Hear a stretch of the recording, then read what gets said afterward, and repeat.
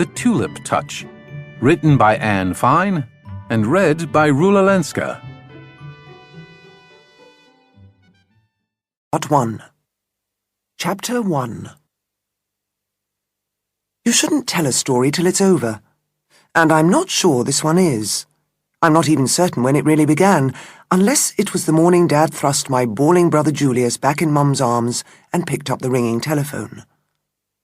The palace? Why ever would they want me at the palace?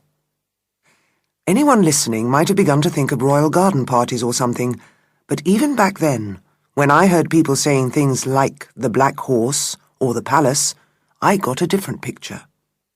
And that's because I've lived in hotels all my life. I don't even remember the first one, the Old Ship. Mum says it was small and ivy-covered with only 6 bedrooms. Then Dad was manager of the North Bay, and later he was moved to the Queen's Arms, where we were living then. So what's the palace's problem?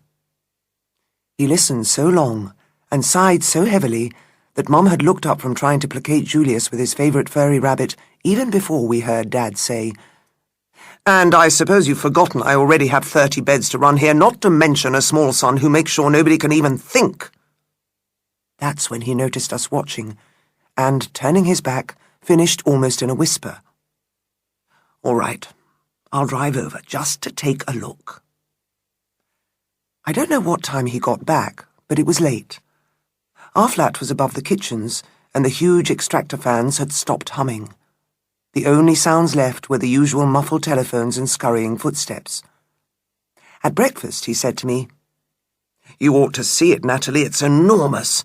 It's got over 60 bedrooms and it sits on its lawns like a giant great wedding cake set out on a perfect green tablecloth." "When can we come?" He glanced at Mum, worn out from another bad night with Julius. "Soon. Before I finish there, I'll take you over for the day." But when we finally saw it, it wasn't for the day. It was with suitcases and boxes and bags. "I'm sorry about this," Dad kept saying. "I really did think this was going to be a short job." Mum tried to resettle Julius in the hot crush of his car seat. He squawked and struggled, and tense from the packing, she complained the whole way. "A few lumps of plaster falling in the guest's hair, you told me. 3 weeks at most till all the ceilings were fixed, and now it's wet rot, and dry rot, and problems with the piping, and the fire doors. Why can't the old manager cope? He's the one who let it all happen." Dad knew there was no point in answering. He just drove. "One man not up to his job," Mum grumbled. "And suddenly 3 weeks is 3 months and Natalie has to come out of school a week before the holidays and—" We swung round the last bend, and she broke off. Before us stood the palace, vast and imposing, silencing petty complaints. Dad switched off the engine and Mum scrambled out. Julius immediately stopped struggling and fell quiet. Mum unstrapped him and lifted him into her arms. And as she carried him up the wide stone steps to the palace, suddenly behind her the whole sky was ablaze, and on the lawns on either side of her the peacocks spread their glimmering fans. "See?" Dad whispered to me, triumphant. "A good omen." But I felt differently. I felt so strange. I think I must have been dizzy from the ride. I stumbled out of the car, and suddenly the sky seemed too high above me, the grass too green, and then one of the peacocks let out the most unholy cry, and I was filled with such unease. Everyone thinks they can see things when they look back. It's nonsense, really, I expect. Chapter 2. Forget Dad counting the bedrooms. The palace had over 100 rooms, if, as well as the lounges and dining rooms and bars and verandas, you counted hot attics and dark cellars. In less than a week, Dad had the last few stubborn guests shunted off. Then, within hours, some floors were taken up, some ceilings down, and I was living in a strange new world peopled by men in overalls. "Natalie, run up to the attics and tell Mr. Forrester, he's the one with the beard, that some bloke's on the phone about his wallboard." Oh, no, the new sinks. Natalie, run round to the terrace and ask Ben if a couple of his lads can do a bit of unloading. And off he'd stride to sort out the plasterers, or make arrangements for work to start on yet another floor. Every so often he'd remember me, and the cry would go up. "Where's Natalie? Anyone seen her?" If nobody had, then he'd panic. "Natalie, can you hear me? Natalie!" The shouts would echo through cavernous rooms and up lofty stairwells. "Natalie! Natalie!" Till one of the workmen spotted me arranging dusty glasses in rows like soldiers on the copper cocktail bar, or cartwheeling across the empty ballroom, or leaning over till my panties showed as I peered in cracked urns on the terrace. "There she blows! Perfectly safe!" I spent the summer skipping down corridors that had their carpets rolled and holding endless imaginary conversations with a stone boy in the lily pond. For weeks, the palace seemed more chaotic each time I picked my way down one of its great swooping staircases. Then, suddenly, the order was reversed.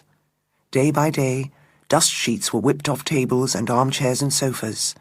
Drills went back into tool chests, and cleaning began. Till even my favourite gold cherubs over the mirrors glinted at me one morning, gleaming and bright. Then, off to cadge a peppermint from one of the painters, I heard Dad taking a call. "A south-facing double room. Yes, indeed. And dinner on both evenings, Thursday and Friday next." I hurled myself at him, barely managing to keep quiet until he'd replaced the receiver. "Is it opening again? Is that it? Are we going?" Wincing, he reached down and lifted me onto the polished brown sea of the reception desk. He looked over his glasses at Mum, who'd been sorting out keys in the corner, and she sighed and gave a tired little nod. "Natalie," he said gently, "I'm afraid we've got something rather awkward to tell you." "Stay?" I said wide-eyed when I finally understood just what it was they were trying to explain. "Stay in the palace forever?" They started to comfort me. How could they have known so little? How could they have got it so wrong? It had been my one dream all those long, long weeks, to stay, to somersault endlessly down the wide slopes of clover-studded lawn, wander at will through drawing rooms, writing rooms, boathouses and conservatories, bounce on the cherry-red sofas, pick my way like a gymnast, toes pointed, arms outstretched along the stone ledges of the terraces. "Natalie?" I stared at them. "Natalie, sweet, you don't mind, do you? You won't pine for old friends. You will be all right." I nodded at them, dumb with joy. Chapter 3. Mum had a hard time with the two of us when Julius was little. Even if my brother did ever finally fall asleep, Mum couldn't hide the fact that she was shattered. "I'm sorry, Natalie," she'd say. "I know I promised, but I feel sick with tiredness. Can we do it another day?" She'd give Dad one of her pleading looks, and, if he had the time, he'd take me off across the lawns, through the rose garden, and then down the narrow, twisty path that led through the dark belt of trees. It almost hurt to step out again into the brightness of the open field. And that's where we first met Tulip, still as a statue in the sea of corn. "Is that a scarecrow?" Dad peered against the sudden glare. "No. I do believe that it's a little girl." "What is she doing out here all alone?" Dad shrugged. "We'll ask." He took my hand and called across. "Hello? Hello?" She turned to face us, and I could see that she was nursing something. "Is that a kitten?" I was off in an instant. The palace had stuffy old cats, but a kitten! Bliss! Dad roared after me, "Natalie, think of the crop!" And I came to a halt. Even I realized the farmers were our neighbours and must be friends. So I stood, burning with impatience, while this stranger, my age, stepped carefully towards us, spreading the corn with her free hand, and picking her way so gently that by the time she reached us, I couldn't see a sign of the track she had taken. The kitten's eyes weren't even open yet. "What's its name? What are you going to call it?" Dad touched my shoulder. "It would be more polite, Natalie, to ask the young lady her name first."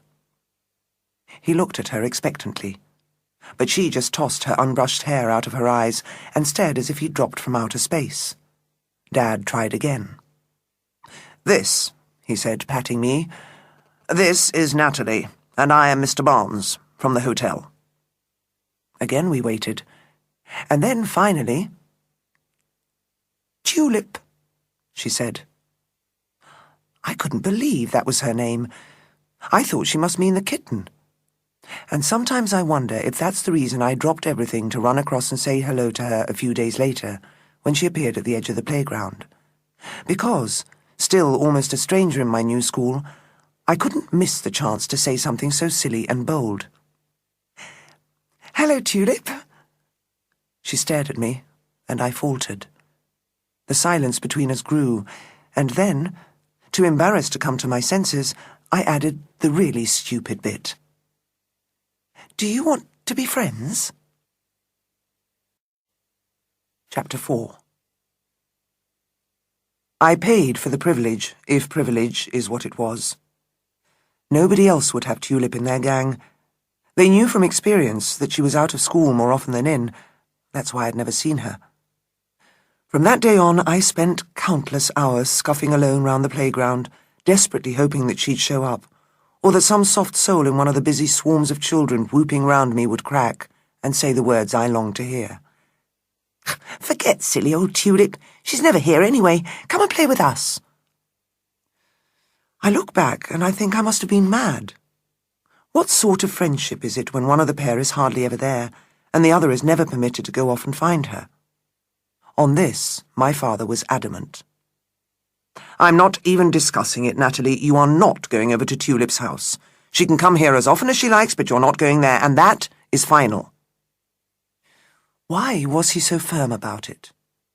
What had he seen that first day that made him so convinced the Pierce's farm was no place for a daughter of his? Most run-down small holdings are ringed with disemboweled machinery. Most small-time farmers keep frustrated dogs chained up to bark at every passing sparrow.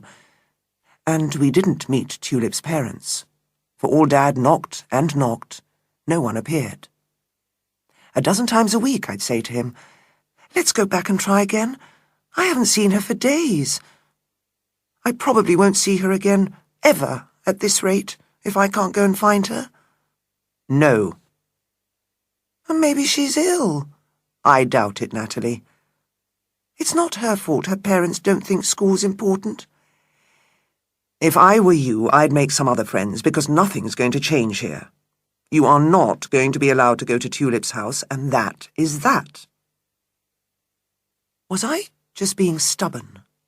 What sort of magic did she have for me? All I know is I never made the effort to find another friend. I didn't even put myself out to steal enough good things from the kitchens to wheedle my way into one of the school gangs. Instead, I stayed aloof. And during evenings and weekends I floated round the palace, presumably content with the glancing interest of bored guests and my own company, till I'd see her standing on the edge of the lawns. Then my heart leapt up, and across I'd fly. "Tulip, where have you been? It's been ages. What do you want to do?" Chapter 5. We did everything. We went everywhere. We were called in from lawns and potting sheds, shrubberies and terrace gardens. When the cold weather came, they'd look for us in lounges and coffee rooms, alcoves and blanket stores. Sometimes it was awkward to come out, because for the last hour we'd been wrapped in the folds of the plush ruby curtains, eavesdropping on some unwitting pair of bickering guests. But mostly we'd appear soon after we heard the determined footsteps and the call. "Time to go home now, Tulip." "Can't I stay?" "Your parents will worry." It wasn't true. If Tulip's parents worried, they'd have shown up a dozen times before, when no one had even realized she was still with me till I was ordered off to bed. But Dad would keep a straight face. So would she. "Can I come back tomorrow?" If you like. Maybe she would, maybe she wouldn't. I'd be waiting, whichever. Sometimes Dad would notice me drifting round in a trance of solitude and, realizing how busy he'd been lately, offer to take me fishing. We'd set off in the quiet hour after lunch, and there she'd be, hanging around the field end of the walk through the spinney. "You can send her home if you like," I'd say softly, stung that she hadn't bothered to show up for me. But he'd greet her as cheerfully as usual. "Coming along?" She was no good at fishing. Dad said that everything swam off the minute it saw her shadow. He'd catch one thing after another. I'd do all right, and she'd get nothing. But she seemed happy enough, and so did he. He never seemed bored on the afternoons Tulip came. "What was that game you two were playing yesterday, when Mrs. Scott Henderson complained about the noise?" "Rats in a firestorm." "Did you find somewhere more sensible to play it?" She grinned. "We moved down to the cellars and called it Hogs in a Tunnel instead." He shook his head. "Very pleasant, though I suppose it's still less of a bother than that game you were playing all last week." "Which? Fat in the Fire?" "It was malaria most of last week," I reminded her. "Why can't you invent some quiet ones?" "I don't invent them," I told him. "Tulip invents the games." He turned towards her. "So," he said, "how about it, Tulip?" She cocked her head to one side. "There's Road of Bones. That's very quiet. And we play Days of Dumbness quite a lot. No noise at all in that one." He shuddered. "Days of Dumbness? Road of Bones? Don't the two of you ever play anything pleasant?" She was grinning again now. "I suppose you played things like Happy Families and Tickle the Baby when you were young." "Yes," he said. "That's the sort of thing we used to play back in the good old days." She gave him her flirty look. "What's the worst thing you ever did, Mr. Barnes?" "When I was a child?" She nodded. If I'd asked him that question, he'd never have given a sensible answer. But Tulip could make Dad talk about anything at all, and so he fell quiet, thinking. "The thing I feel worst about, even after all this time, is dropping my grandfather's tortoise on the garden path," he told us finally. "I didn't have the guts to go and tell, so I just shoved it out of sight under the nearest bush." He still looked uneasy, remembering. "How old were you?" I asked. 8. He made a quick calculation. 27 years ago. "Did it smash?" Tulip demanded. The words she chose repelled him, you could tell. He picked a different one with care. "Its shell did crack, yes." "Was it an accident?" "Of course it was an accident," he said sharply. "You don't suppose I threw it?" "No," she said hastily. There was a silence. Then Tulip said, "You should have put it in the freezer to kill it." Dad's face was a picture. "It's the kindest way for fish and terrapins," she assured him. "Probably for tortoises as well." He'd forgotten his fishing line. He was staring at her now. "Tulip, how would you ever know that?" "I suppose I just heard it somewhere and remembered it." Dad turned to me.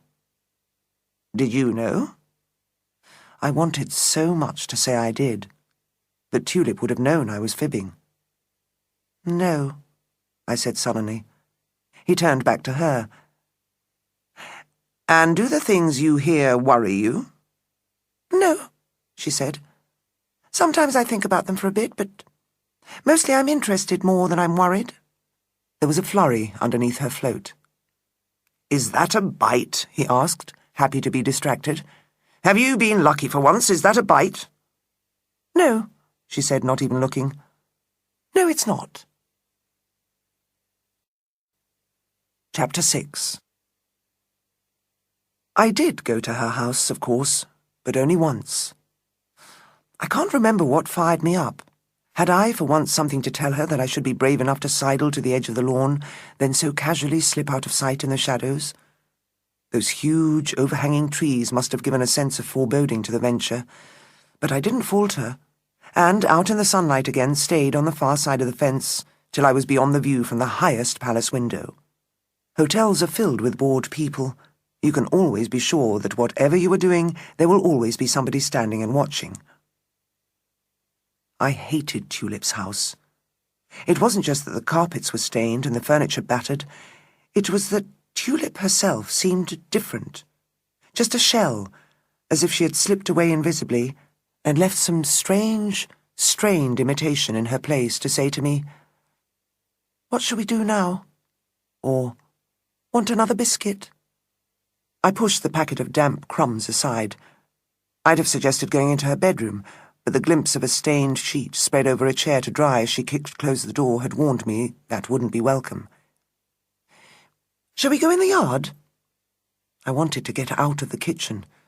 Tulip's mother was giving me the creeps with her beg-pardon smile and her tireless, tuneless humming, as if in that horrible, smelly, sunless back room she'd completely forgotten a song was supposed to have a melody, let alone a beginning and ending. Hearing that awful, interminable drone was like listening to a robot pretend to be a person. The backyard had clumps of weeds waist-high, but there were far too many smashed bottles lying about for us to play most of our creeping games. So in desperation I said, "Let's go and find your kitten." She looked at me blankly. "Well," I corrected myself, feeling stupid, "cat by now." "We don't have a cat." "You were carrying one the day I met you." Her eyes went pebble-hard. "I expect I had to give it away." I knew she was lying. So in my eyes, of course, it was a merciless cat-killer I met when, retreating from the unpromising yard, we came face to face with Mr. Pierce, striding in through another door. I watched as he filled a cracked cup with water, drank it down, refilled it, drank more, then turned back from the sink. His eyes came to rest on me, and never moved, till I snatched up my jacket and, burbling excuses, rushed away. "I'm sorry I had to go like that," I said to her next morning at school. "I suddenly remembered I was supposed to—" And off I went again, burble, burble, burble, burble. Tulip looked cross and bored until I stopped, and then she said, "Dad's all right, when you're used to him." But I had no intention of giving him even one more try. From that day on, I stopped nagging Dad about letting me go there, and used the excuse he had taught me to save Tulip's feelings. "They won't let me near dogs like Elsa," and stayed away. Chapter 7. And I saw lots of her at school. She had no other friends. Nobody else could stand the embarrassment of pretending that they believed her awful lies. "The army's borrowing one of our fields today. When I get home, they're going to let me drive a tank." "Oh, I really believe that, Tulip. So likely." They'd walk off, scoffing. I'd stare at the ground, and guess what? I'd feel sorry for her. I knew she was making a fool of me in front of everyone. Only an idiot would make a show of believing her rubbish. But instead of just walking away, exasperated like everyone else, I'd try taking her arm and distracting her. "Want to play Road of Bones on the way home?" She'd shake me off, rude and ungrateful. Even back then I had to ask myself why I stayed around. It wasn't out of pity, I knew that. Nobody has to carry on telling ridiculous lies, even after it's obvious that no one believes them. "I've won a big competition. I found a scratch card in my cornflakes and I was lucky. So now I've won this beautiful yellow silk dress." Next time we bought sweets in Harry's supermarket, I'd linger by the breakfast cereal shelves. "There's nothing about a competition on any of these packets." "No, it was a scratch card inside." Strange that no one else got one. "They only sent out a few as a special anniversary thing. That's why the prize is a yellow silk dress. It's the very same one that the model wore in their first advert." That's what Dad came to call the Tulip Touch. that tiny detail that almost made you wonder if she might, just for once, be telling the truth. And then this man went grey and keeled over, and as I was phoning for the ambulance, his fingers kept twitching, and his wedding ring made a tiny little pinging noise against the metal of the drain. So I wasn't at school because the police needed one extra person my age and size for a line-up. They wouldn't say why they'd arrested the girl, but one of them did tell me that he thought she was Polish. "Ah," Dad would murmur in unfeigned admiration. "Polish. The perfect tulip touch." She'd give him a pained wooden stare. "Sorry?" "Nothing." He'd turn away, of course, to hide his grin, but I'd be left to see the look of venom on her face. Tulip loathed being teased. It was as if the moment these stupid stories were out of her mouth, she believed them completely, and anyone who queried even a tiny part of them was going to be her enemy and hated forever. So it was Dad, not me, who risked a bit of mischief a couple of weeks later. "So, where's the great yellow dress, Tulip? How come you haven't brought it round to show us yet?" She looked surprised. "Didn't I tell you? I had it ready in a bag. Then Mum knocked over a bottle of bleach, and some got on the sleeve, so she's posted it off to a big firm in Chichester that does a lot of mending for the royal family to see if they can patch it from the hem." Dad watched her spellbound. Once she was gone, he turned to Mum. "Poor little imp. What sort of squashing must she get at home to think she has to make up all this stuff to impress us?" Mum just said irritably, "You'd think she had more than enough brains to know better." And you would, too. She was miles cleverer than me. If it weren't for her missed days and undone homework, she would have beaten me in every test.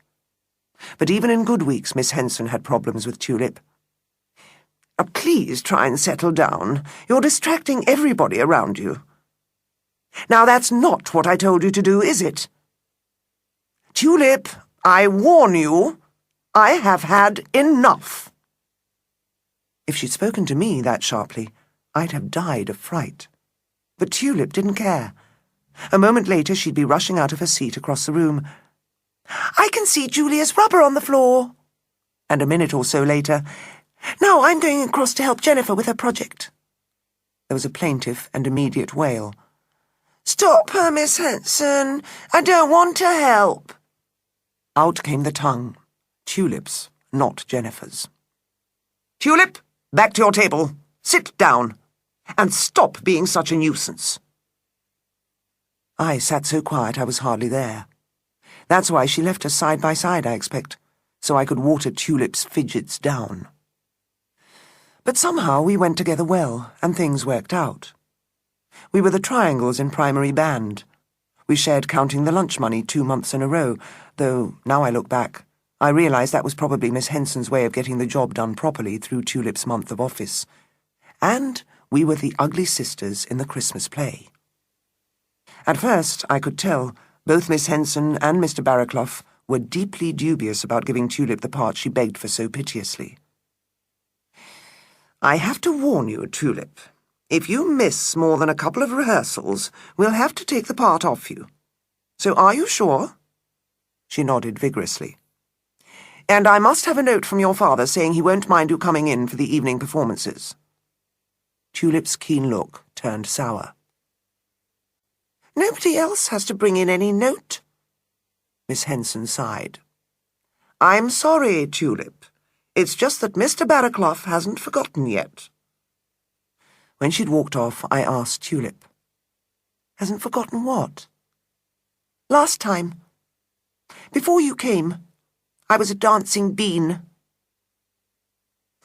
"Was it difficult?" It seemed the best way of asking what went wrong. "I did it fine," she said. "I learnt the song, I knew the dance, but then something came up so I couldn't do it." I'd been fobbed off with that "something came up" too often myself. But in the first flush of being her ugly sister, I felt generous. "You'd think he'd want you to have a good part this time." She executed what I could only take to be a short snatch of bean dance. "It wouldn't have mattered so much, except for the others. Others? The other beans. The dance was a bit complicated, you see, so they couldn't do it without me. Oh. I had a sudden vision of everyone trying to get through the big night with only one ugly sister. Me. But in the end there wasn't any trouble. Her mother sent in the note. Tulip showed up every day that we had a rehearsal, and she and I turned out to be the stars of the show. Tulip's witchy foot-stamping frenzies and my vacuous no-one-at-home stare were far more fun to watch than prissy Cinderella's tears. Each time we stumbled off stage, Mr. Barraclough was waiting with a grease stick. My first few discreet spots grew, scene by scene, into a riot of measles. He'd spray more cobwebs onto Tulip's frizzy green wig and push us both on again, hissing. "Brilliant, the pair of you. Keep it up." And so we did. 3 evenings in a row, getting the loudest laughter all the way through and the longest applause at the end. After the last show, I was so forlorn, I refused to let anyone take off my makeup. The giant spots rubbed off on my pillowcase, and Tulip had to hand in her green wig in the morning, but no one could wipe the performance out of us. "Will you two stop lolling against one another? If you don't, I shall separate you." "Natalie! Don't nudge Tulip when you know the answer yourself. You're not a dummy. Put up your own hand, please." "Tulip, she's not a puppet on a string. Just because you need to go, it doesn't follow that Natalie has to go with you." Halfway through January, Miss Henson finally moved us apart. We wailed and fussed. "It isn't fair. We weren't being naughty. We were just being sisters, like in the play." "Hard cheese," she said brutally. "I'm afraid that was last year." And that, of course, set off the next game. That was last year. The silliest remark would set it off. "Marcy can't find her gloves." "No, that was last year. She's looking for her panties now." "Have you seen Miss Henson's new car?" "That was last year. She came on a broomstick this morning." They were so stupid and unfunny, we only whispered them, but still they sent us into such spasms of amusement that the others would gather round us in the playground. "What's the big joke?" "Nothing." We'd stick our knuckles in our mouths and snigger some more. "Oh, leave them, they're just being silly." And so we were. So silly that, before I realized what was happening, the taint of unpopularity had thickened and spread. "Oh, please, don't make me sit by Natalie. She just giggles all the time and makes faces with Tulip." "I'm not sitting with her either." Miss Henson caught the flu. Her father had to go to hospital, and everyone she tried to seat us beside put up a really hard fight. It's strange to think that we go down whole different paths because of accidents in other people's lives. My friendship with Tulip could have been derailed or, at the very least, diluted a bit. But flu, a broken hip, a bit of squawking round the class, and she gave up. "All right, then, if you promise to behave yourselves, I'll give you one more chance. Just one." Chapter 8. What were we like then, the pair of us, Tulip and Natalie? I lift a photograph out of the box and see us laughing. We look happy enough, but do old photos tell the truth? "Smile," someone orders you. "I'm not wasting precious film on sour faces." And so you smile. But what's behind? You take the one Dad snapped by accident when Tulip came down the cellar steps, just as he was fiddling in the dark with his camera. Suddenly the flash went off, and he caught her perfectly, if you don't count the rabbity pink eyes. She's a shadow in the arched entrance of that dark tunnel. And how does she look in that, the only one to be taken when no one was watching? Wary, would you say? Or something even stronger? One look at that pale and apprehensive face, and you might even think, haunted. But there's something else that springs to mind.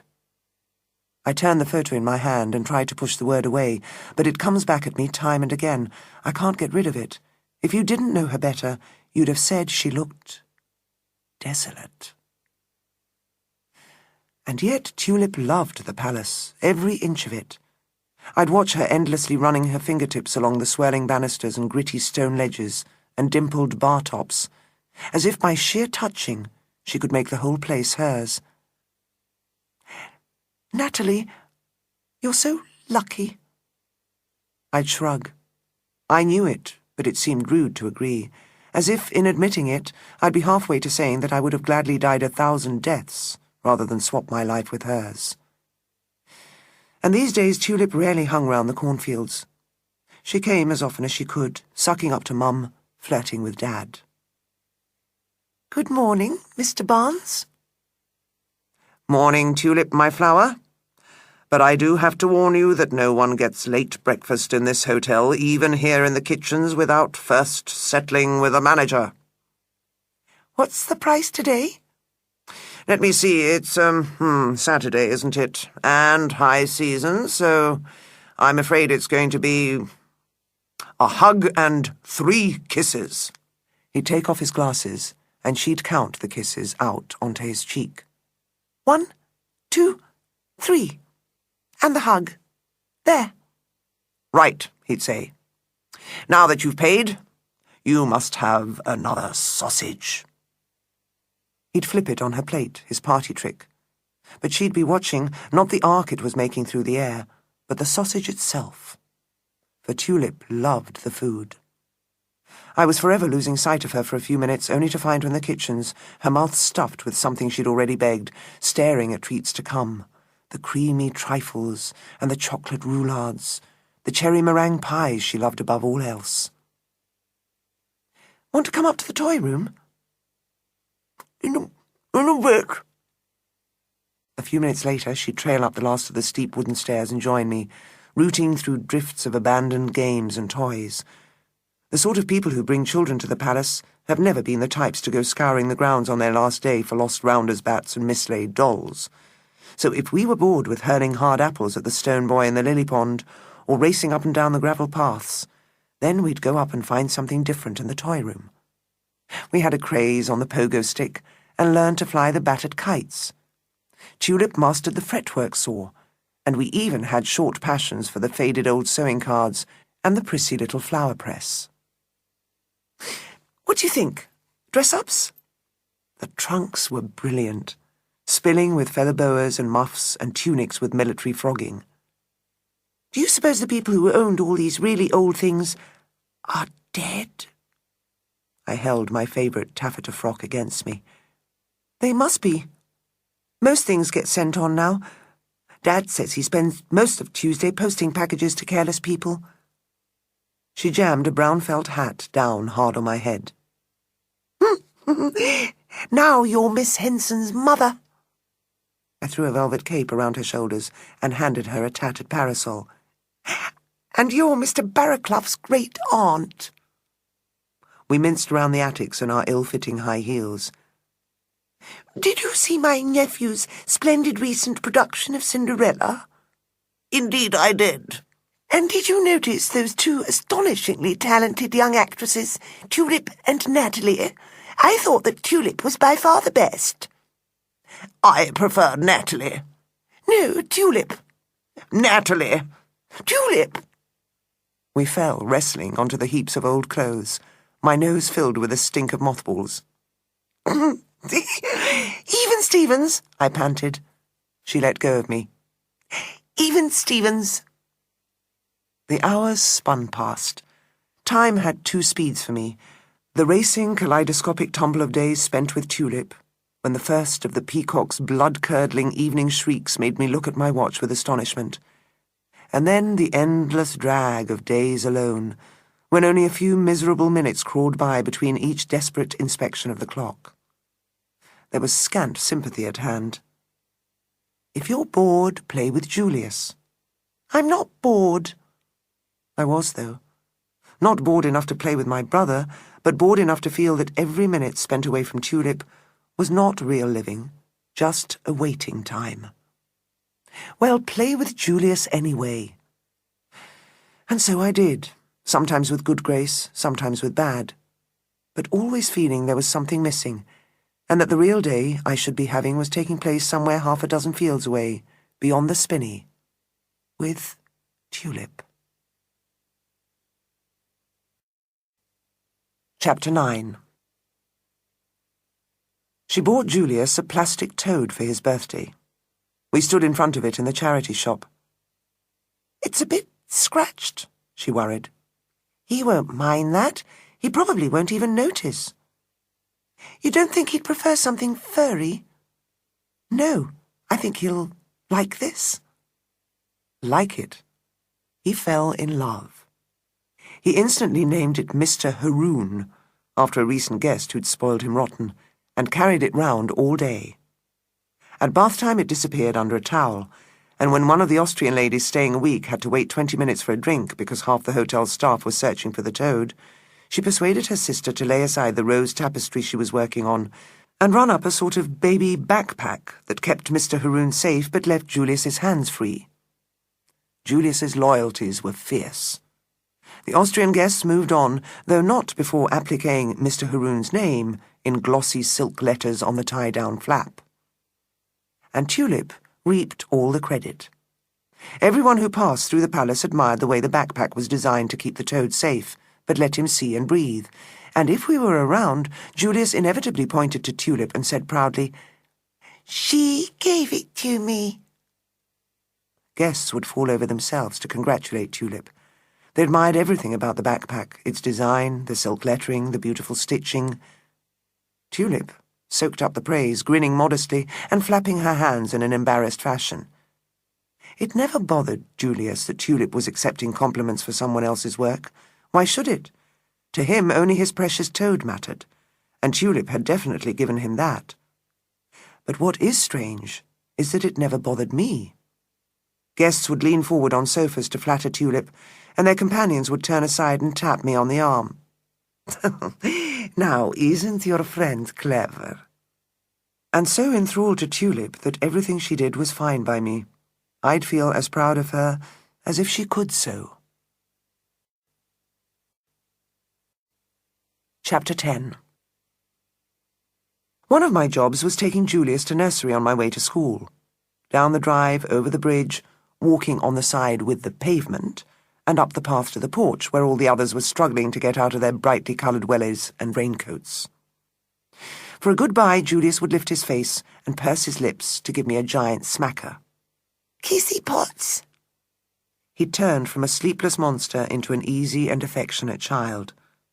Devil to angel, said my parents, and even I enjoyed his constant stream of bright prattle as we strolled along together hand in hand. I'd been forbidden to make arrangements to meet Tulip on school mornings because I'd been late so often on days when she didn't show. But as often as not, out she'd jump from behind someone's front wall, or one of the pillars of the bridge, startling me every time. She'd fall into step. "Want to play stinking mackerel?" "All the way? Even the people at the bus stop?" "All the way. Everyone. Even Mrs. Bodell." So everyone who passed got enough of the game to unnerve them. We weren't rude, exactly. It was all done with a wrinkle of the nose, a tiny sniff, maybe even a fleeting look of disgust. Some days, with everyone bent double against the wind, it didn't work. On others, we must have left a trail of worried people. Often we'd turn and catch them plucking at their clothes, trying to look as if they were simply pulling a jacket straight or tightening a belt, when we knew they were anxiously checking for odours. Mrs. Bodell, though, rumbled us thoroughly. She took no cheek, and some of her threats were awesome. "I'm catching the bus into Hurlingham now. But as soon as I get back, I shall speak to your head teacher. Don't think I don't know your parents, Natalie Barnes. And how ashamed they'll be to hear of your behaviour." So we'd do Mrs. Bodell, but only half-heartedly, safe behind her giant rump. And even then I'd cheat, unwrapping my lunch bag as I walked past the stop and lowering my nose to it as though to imply that all the sniffing and nose-wrinkling was nothing to do with her, but because of my sandwich. Safe in the playground, I'd start to moan at Tulip. "You're ruder than I am. How come it's always my name she broadcasts to the world?" But I knew the answer anyway. Mum wasn't the first to point out that games with Tulip had a habit of starting well for two and ending badly for one. I was the usual victim. But once or twice she tried her luck with Julius. I called a halt to putting on the bag, but then she started something called Babe in the Wood. One after another, while we were walking him, we'd vanish into the trees. Soon he'd be fretting. Then I'd materialise as calmly as if I'd never been gone. He'd spin round, and there was Tulip, back without a word. Somehow she'd distract him, and I'd be gone again. He'd turn, upset and confused, to find that Tulip had disappeared as well. The game used to drive him wild with fear and rage. And why are my memories of it so strong, unless we played it for weeks? Maybe we only stopped because Mum caught us at it. She heard the screams and, running up, found Julius with tears spurting from his eyes, spitting a blaze of gibberish. "Out here! Right now, both of you!" I stepped out at once. But this time Tulip had vanished for good and proper. That didn't bother Mum. She raised her voice and warned her anyway. "You listen to me, Tulip Pierce. If I ever catch you tormenting Julius again, you'll be in trouble. And as for you, Natalie..."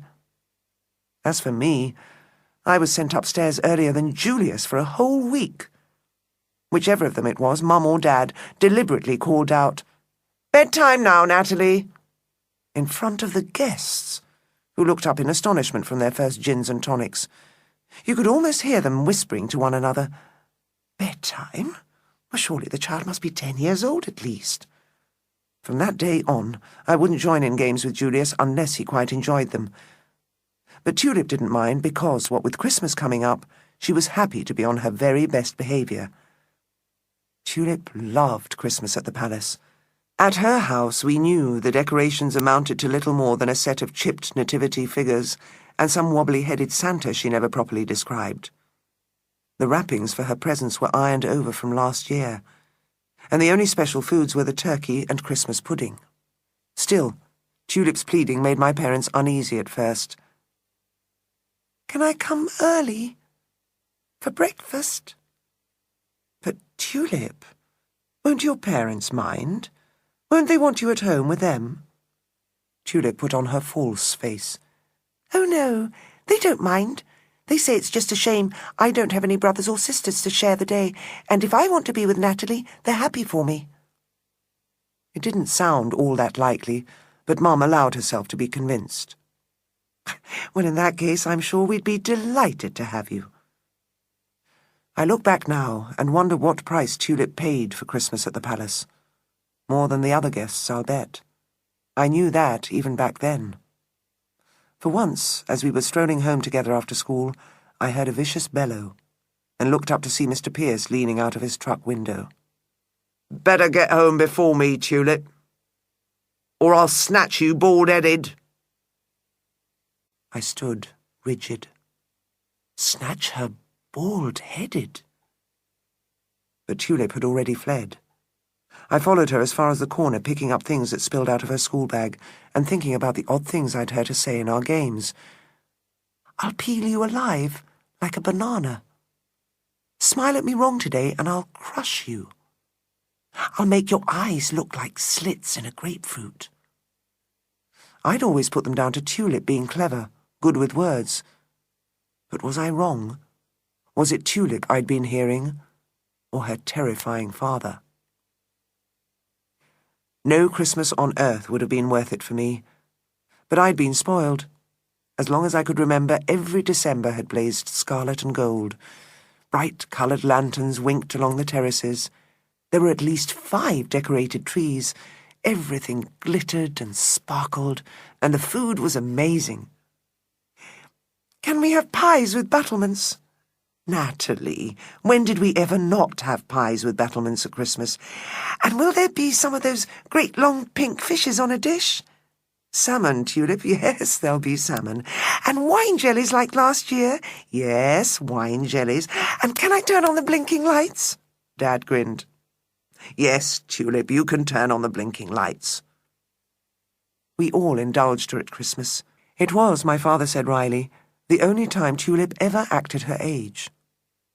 Her eyes kept widening, her mouth kept falling open, And once, like Julius, she was even found scrabbling under the tree, shaking all the empty wrapped boxes, just to be sure that what she'd been told was true, and they were really only there for show.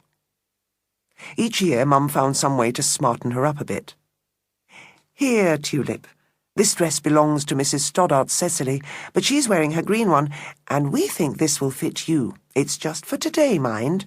You mustn't run off with it."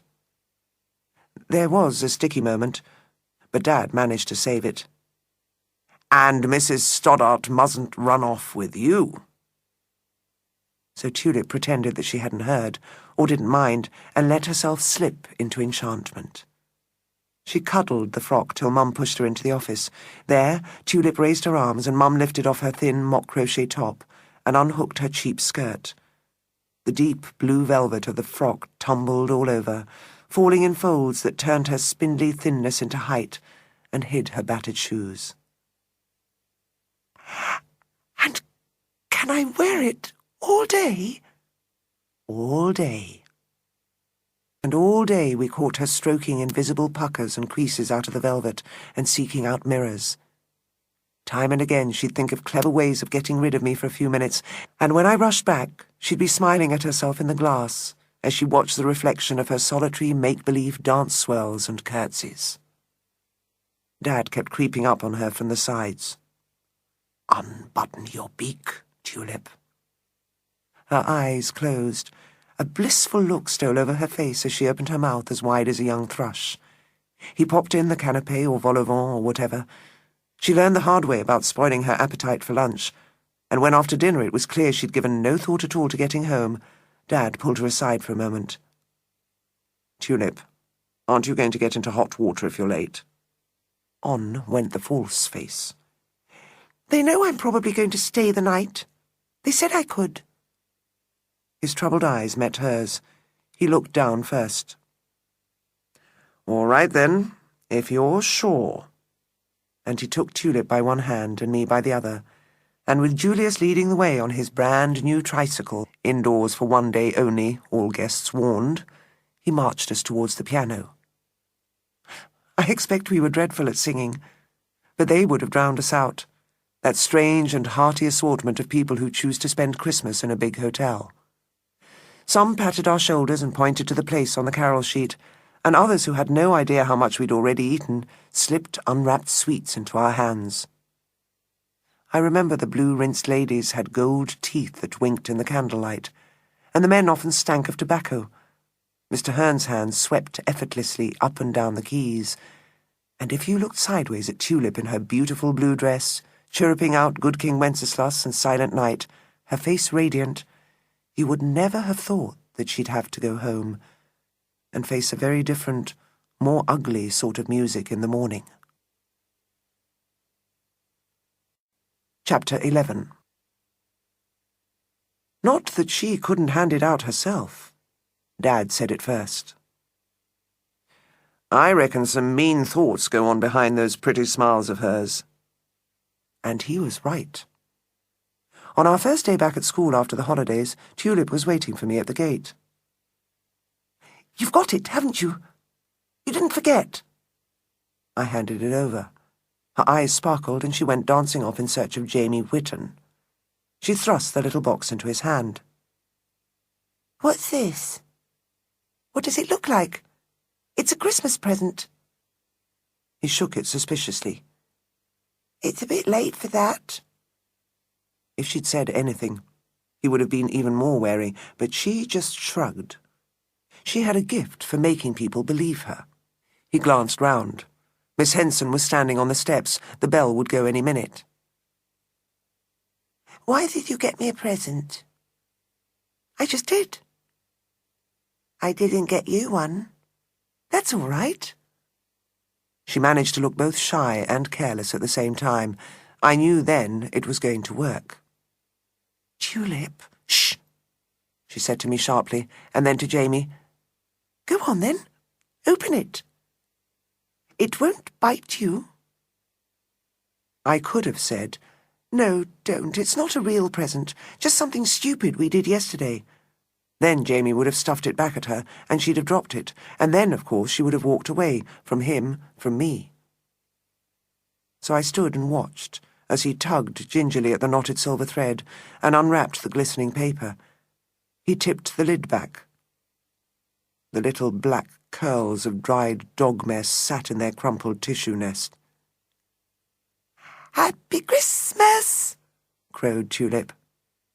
"Happy Christmas?" I echoed. Bravely he tried to defend himself. "It isn't Christmas any more, and so the joke's on you." And probably just about anyone else in the class could have carried it off, but not Jamie. Tulip knew how to choose her victims. From the moment she'd spotted the little desiccated pile beside the radiator and sent me off in search of a flat-bladed knife, she'd had Jamie Whitten in mind. And she was right. He kept his end up gamely all day long.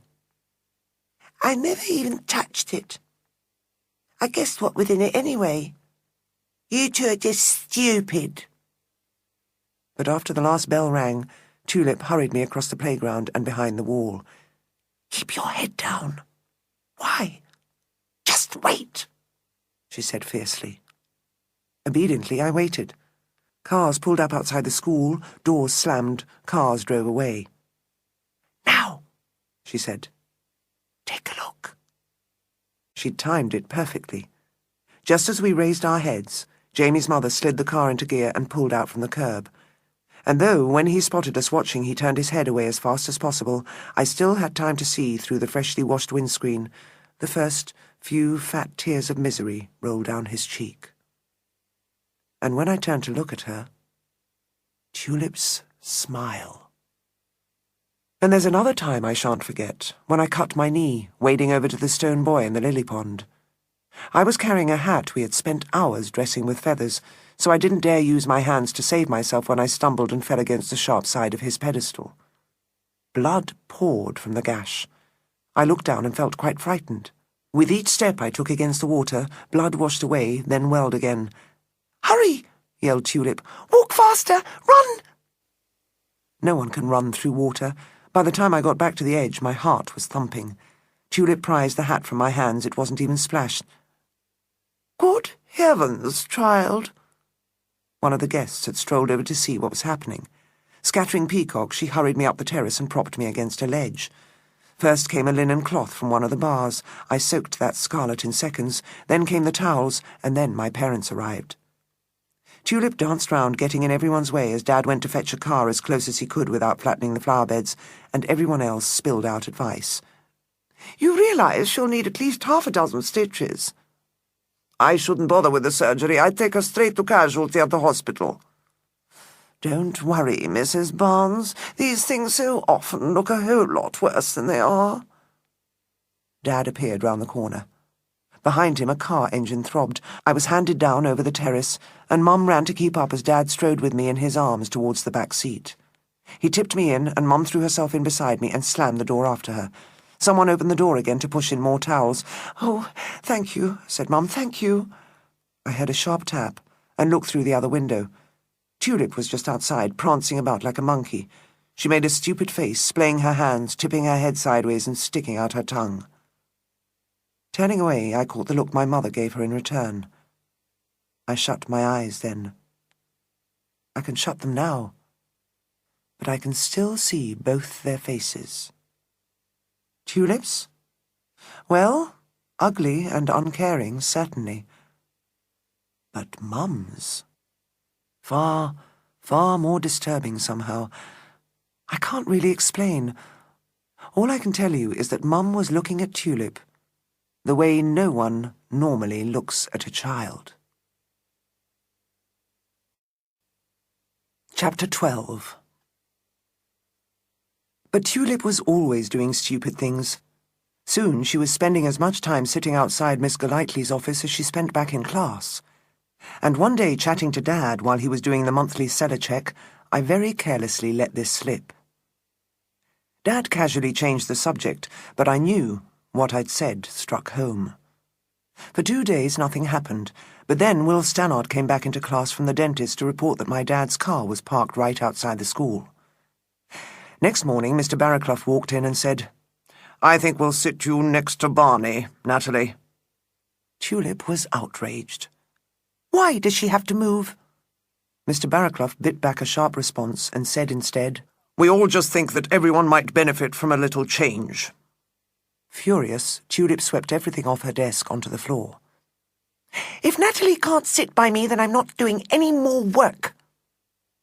If any of the rest of us had done that, we would have been in such deep trouble. But it was as if the staff were half scared, half despairing of Tulip. So Mr. Barraclough let her be.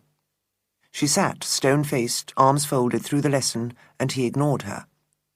When the bell rang, he sent her to the office as usual, and I spent yet another lonely break. None of the other children would come near me. Tulip's sheer recklessness made them nervous too, and if there was even the slightest possibility that she might be sent back out in time to join us, they'd always take the precaution of staying clear.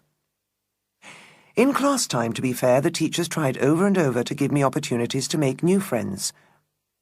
"Natalie, why don't you pair up with Susan to put up the new corridor display?" "Marcy and Natalie, I'll leave you here to set out all the chairs." I'd chat to them and they'd chat back. I'd even wonder what it would be like to have them as friends. But when we came back in the classroom, I couldn't help but glance across. And there was Tulip, seeking me out with her hard, hungry little eyes, as if she could actually see if I'd stayed faithful, if I still belonged to her. Back then, of course, I never thought to wonder what it was Tulip saw in me, but now I think, could some small part of it have been that if she could keep someone as faceless and nondescript as me as her friend, then it really couldn't prove so much that everyone else hated her. And hate her they did, because she spoiled everything. "I'm afraid we can't start until Tulip's quite ready. If there's any more messing about, then we won't have the ropes out. Tulip!" "I'm sorry if it's a disappointment to most of you, but after a certain person's behaviour on the last field trip..." The staff lost patience with her. "Why do you make things so difficult for yourself?" She'd scowl, but not answer, making that old game of ours, Days of Dumbness, into a regular thing. "I'm still waiting." Still no response. People from other classes would walk past in the corridor and eye her curiously. "You do realize, don't you, Tulip, that this is just one more silly way of trying to grab everyone's attention? But there are a lot of people in this school, not just you." Another few minutes of silence, and then whichever teacher it was would usually crack. "Well, you'd better go out for break now, and when you come in again, I expect you to be more sensible. Off you go." Out in the playground she'd run wild, swearing and shrieking and cheeking the dinner ladies, while I stood by passively watching. One day a message came bellowed out from the steps and picked up excitedly by everyone round me. "Natalie, Miss Golightly wants you in her room right now." "Miss Golightly wants Natalie." "Natalie, you've got to go to the office." "Not just to the office. Miss Golightly wants to see her. Hurry, Natalie." The world drained of colour. I was terrified. I stumbled on the steps and got lost round corners I knew as well as my own face. With the secretary watching, I tapped on the panels of Miss Golightly's door. "Is that Natalie Barnes?" Timidly I pushed. But already Miss Golightly was striding towards me. Thrusting the door wide, she caught me by the neck of my jersey and hauled me across to the window. "Is that your friend?" she cried, pointing. "Is it? Is it?" Tulip was running up to gangs of little ones and stamping at their games. "Look at her! Spoiling things for everybody, rampaging about." She made a visible effort to calm herself. "Sit down, Natalie. It's time that you and I had a little talk." I don't remember much of it, only how very frightened I was suddenly to be put in a chair that had cushions and talked to as if I were grown up. It seemed to break all the rules and left me too rattled even to listen properly, let alone speak up with sensible answers. Only when Miss Golightly moved on from what she kept calling Tulip's real difficulties and her influence on the people around her did I stop feeling like a panicked rabbit. By then she must have been hinting at my parents' concerns, because the first words I remember saying were, "They can't mind Tulip that much, because they let her come." She looked astonished. "What? To the palace? Really?" "Yes," I said resolutely. "She comes a lot. Dad's very nice to her." This irritated Miss Golightly, you could tell. Clearly Dad must have given her a very different picture. Frowning, she said, "Perhaps they prefer to keep an eye on the two of you together. Have you thought of that?" Dutifully, I tried to look as if she might be right. But I knew better. I'd worked out long ago that Mum let Tulip keep coming because she couldn't stand watching me mope round the palace without her. It just got on her nerves to see me floating aimlessly through room after room. And Dad had a soft spot for Tulip. He knew her faults, and he may even have thought she was as bad for me outside school as she was in, but I'd seen the look on his face the day we drove round a corner to find Mr. Pierce thrashing his dog in the shadow of a hedgerow. And I saw the extra gentleness and courtesy with which he always greeted Tulip's mother when she tried creeping past us in the street. Dad didn't say much, but I knew exactly what he thought of Tulip's home life. And tell her she couldn't come? Well, he just couldn't do it. Perhaps Miss Golightly thought he'd not been straight with her with his complaints. In any case, my ticking off was over. She rose to her feet. "Natalie, I hope you'll think seriously about all the things I've been saying." This time the hand on my shoulder was almost gentle as she walked me to the door. "Because I warn you, you'll come to no good at all as Tulip's hold-your-coat merchant. Think about that." Tulip was lying in wait in the playground. "What did she want?" My heart was back to thumping. "Nothing much, honestly." Tulip was irritated. "Well then, bird brain, what did she say?" Perhaps I was peeved with her for getting me into such trouble. Anyhow, just for once I managed to speak up for myself. "I don't think that bird brains are bright enough to remember what's been said to them." Furious, she lashed out at the nearest thing, which was a folding sign about the next parents' evening. One of the dinner ladies bore down on her threateningly, and I vanished round the corner. I wandered nervously round the edges of the infants' playing area, but by the time Tulip ambled back in sight, accompanied by Marcy, she was all smiles. I wondered if she'd forgotten I'd been somewhere of interest, though I had more sense than to resurrect the subject. But that night, when Mum sent me along to give George the barman a message, I sidled up to one of the guests I knew best on my way out and asked him, "Mr. Scott Henderson, what's a hold-your-coat merchant?"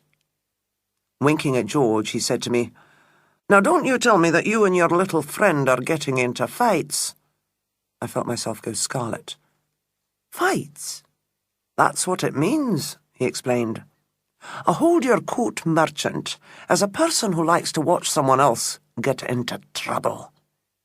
He made his voice sound like a little boy's.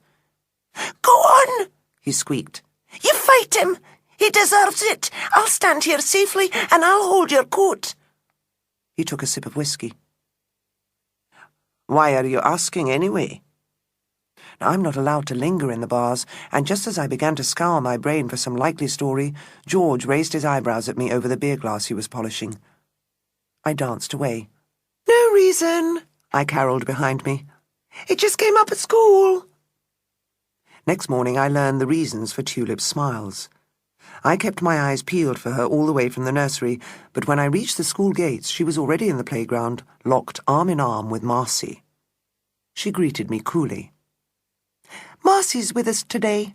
That's all right, isn't it?" I nodded. Marcy's quarrels with Claire, though frequent and explosive, were famously short-lived. I thought that I'd have Tulip back by break. But Marcy stayed with us all day. I was upset. Tulip kept calling me bird brain, but still I tagged along pretending I hardly noticed and didn't care, till we drifted past Harry's supermarket after school. "Coming in?" You could tell from her eyes it was a challenge. "No," I said. "Not today." "Why not?" "He watches us, I can feel it. He doesn't like us in there. That's his problem." "But it makes me not want to go in there." "Baby."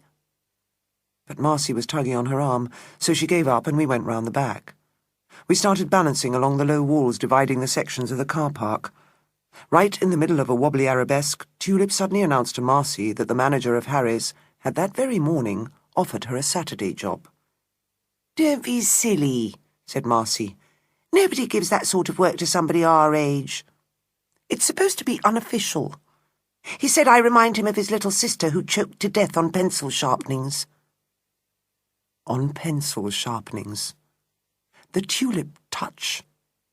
I was so mad at her for the sheer stupidness of it, and for ignoring me so horribly, that when she took a gold chain I'd never seen before out of her pocket and twirled it around her fingers, I left it to Marcy to ask all the questions. "Where did you get that?"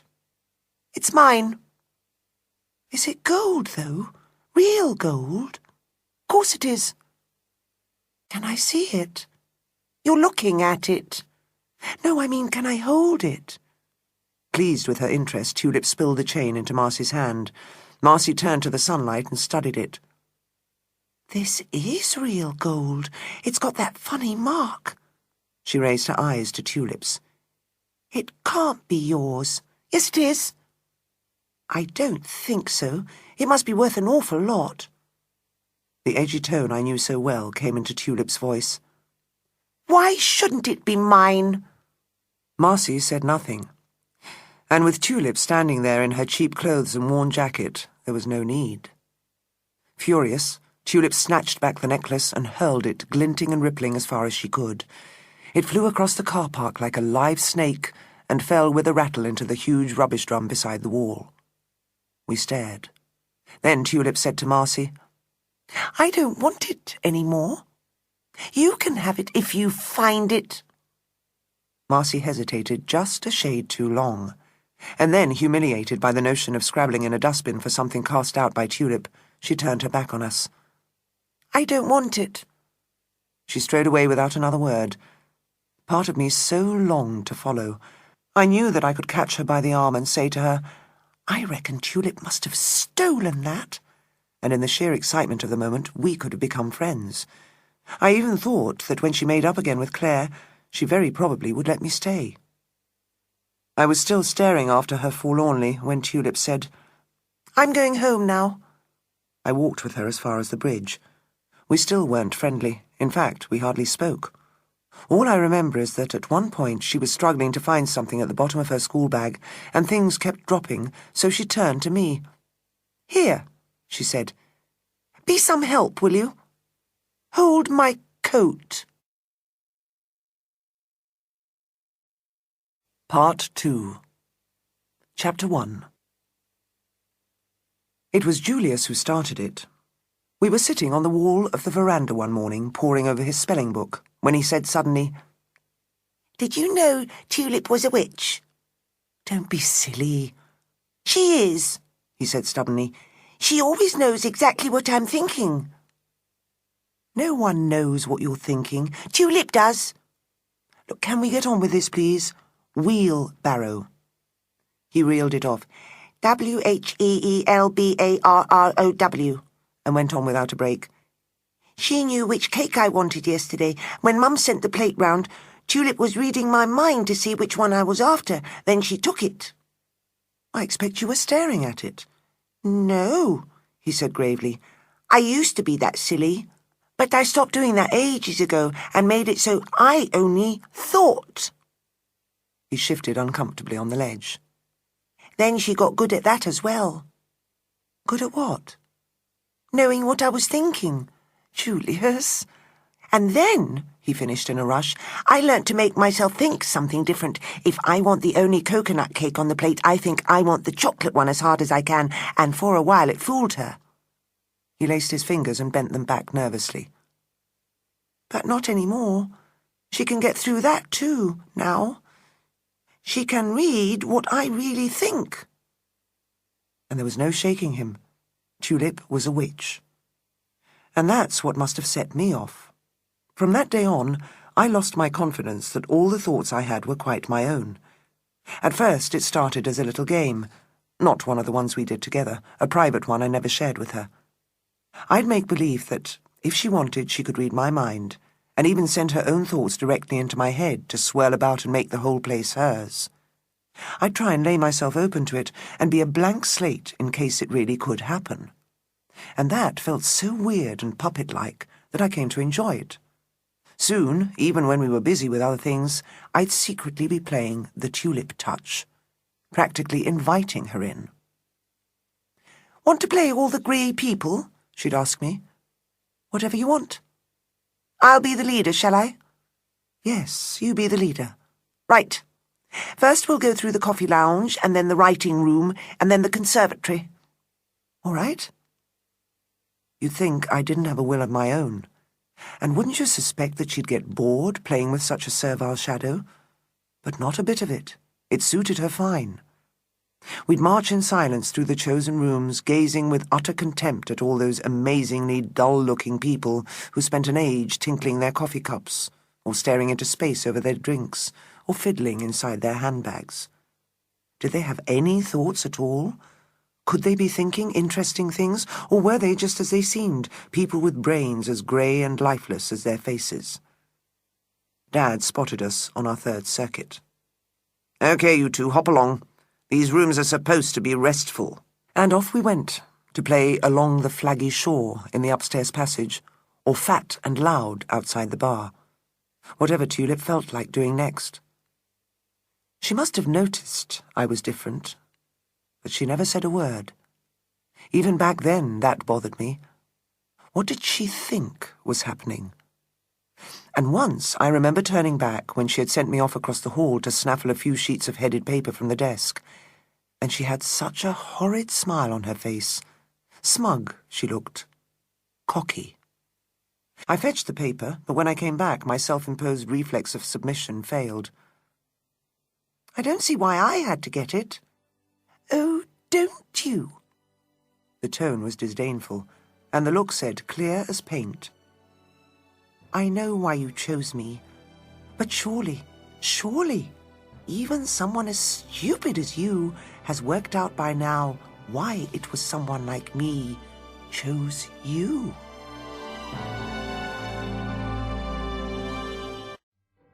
Chapter 2. Explain to me how you can come so close to rescue, only to have it snatched away. Just take the time when we were moving up together from the village school to Talbot Harry's in town. I didn't realize anything was brewing till Dad made a point of seeking me and Tulip out. "So, what are you two young ladies up to today?" Tulip stood up and brushed the grass bits from her knees. We'd been in the middle of Guest Stalk, not one of the games we admitted to playing, and he'd blown our cover by walking straight up to us. Our prey strolled off. "Nothing much. Why?" "No reason." He gazed round casually. It was quite obvious that he was after something, but not sure if he had the time to work it in the conversation gradually. Then one of the waiters appeared on the veranda to give him a quick "you're needed in the restaurant" signal. Dad came directly to the point. "Which school are you moving on to after the holidays, Tulip? Is it Talbot Harry's?" She made a face. "I suppose so. No one said anything different." Now the waiter was back again. It was quite obvious there was a difficult guest inside. "You'll still be with Natalie, then," Dad told her cheerfully, and then, "Excuse me, girls," as he hurried back across the lawn. I couldn't look at Tulip. Suddenly, like someone drowning, I wanted so much to lift an arm to try and save myself. And Tulip could always read my face. If I knew Dad was lying, she'd know it too. "Look at the peacocks," I said. "I hate the stupid way they walk." Tulip ignored me. "If he's planning on separating us," she said thoughtfully, "he'll have to put more effort into it than that." That night, I overheard the plan. "I think we should send Natalie to Heathcote." "To Heathcote? But why?" "Why not? I know it's a lot further, but several children from the village go there." He saw me watching them and lowered his voice. Taking Mum's arm, he led her into the office. I didn't hear the rest. But over the next few days, Mum tried again and again to sound me out.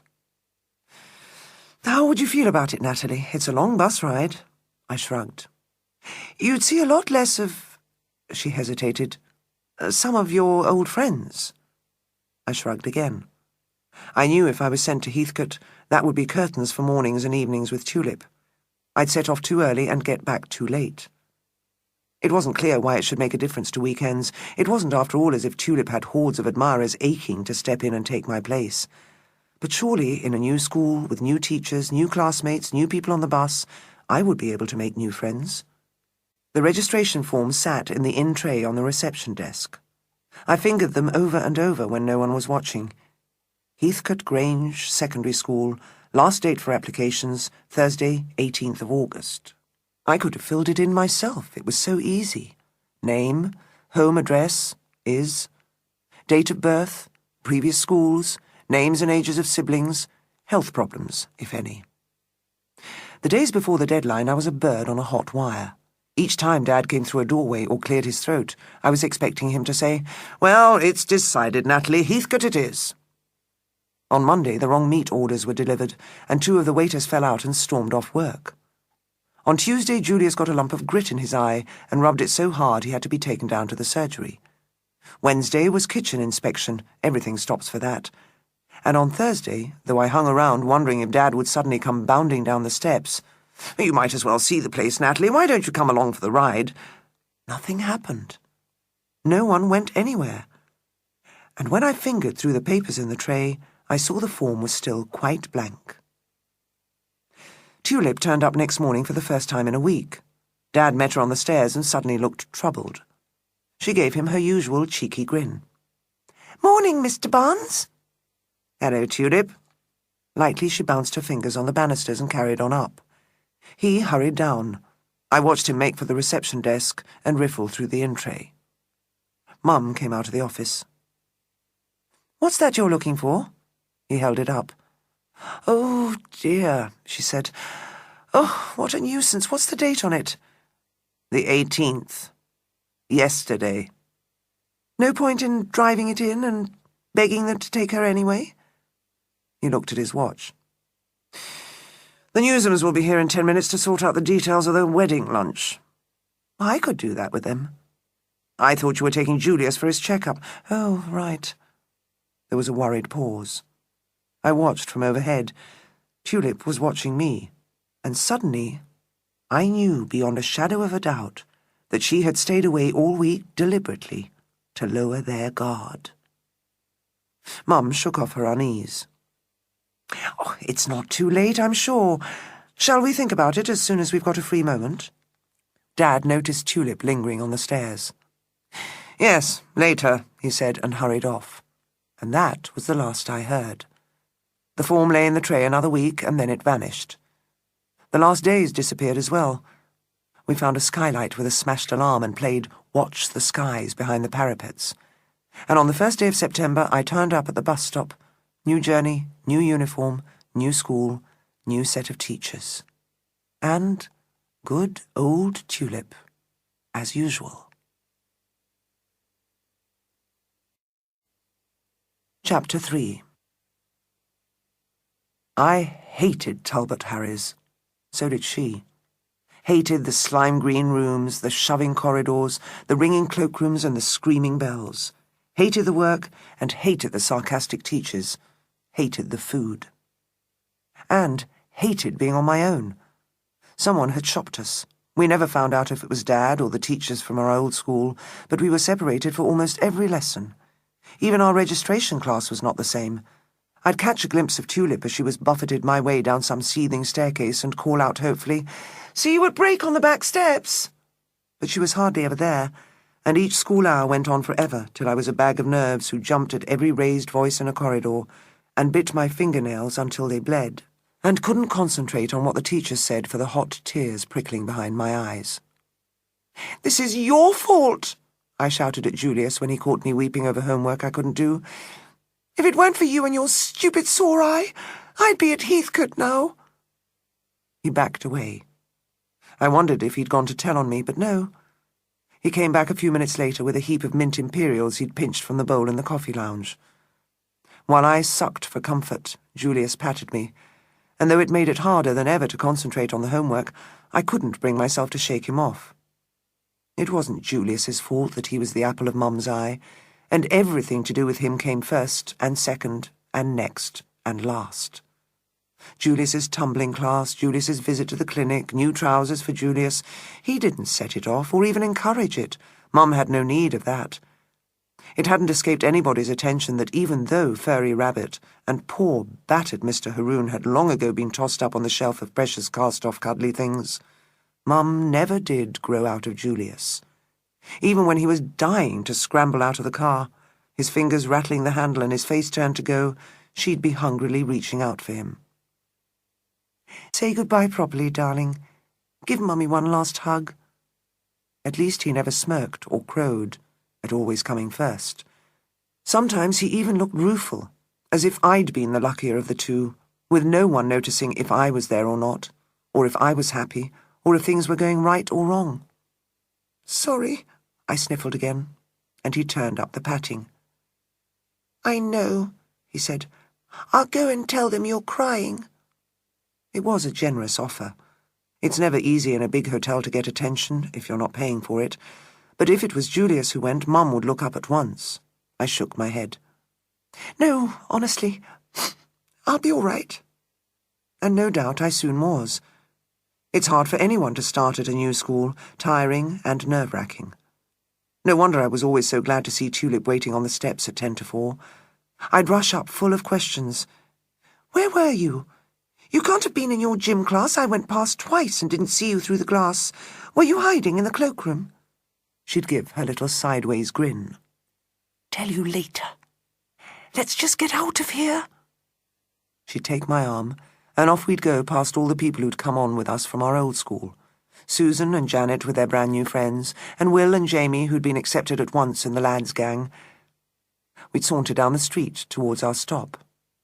I'd hear a rumble gathering behind us. "Here's a bus coming now." She'd cock her head to one side. "What's it to be, then? Home or havoc?" And so relieved to be out of there, out at last and no longer alone, I'd choose the one I knew she wanted to hear. "Havoc!" I'd cry. "Havoc!" And as the bus roared past with the breeze of it whipping up our skirts, we'd slip away down the alley, out of sight. Chapter 4. You couldn't really call it havoc. It was just stupid things like cheeking people as we ran past and telling old ladies their shortcut was closed at the other end because the police had found a body with its throat cut, and hiding behind walls to flick mud pellets at women wearing smart jackets. "Don't waste any of them on the men," Tulip ordered. "Men never bother anyway."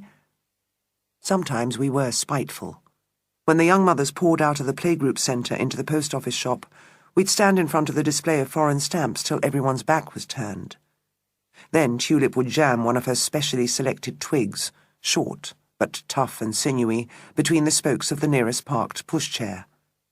Casually we'd move into the queue and watch with glee as the frustrated mother pushed and tugged and struggled with the brake. Once we watched one of them burst into tears, and I felt bad. But mostly I took Tulip's line on it. It was just fun, a good laugh, something to do. I only stopped her twice, once when she started with the milk bottle smashing, and another time when she took someone's rabbit out of its hutch. We'd had fun with animals before, dead ones. It's not till you go looking that you have any idea how many dead birds and furry things are lying round the average town.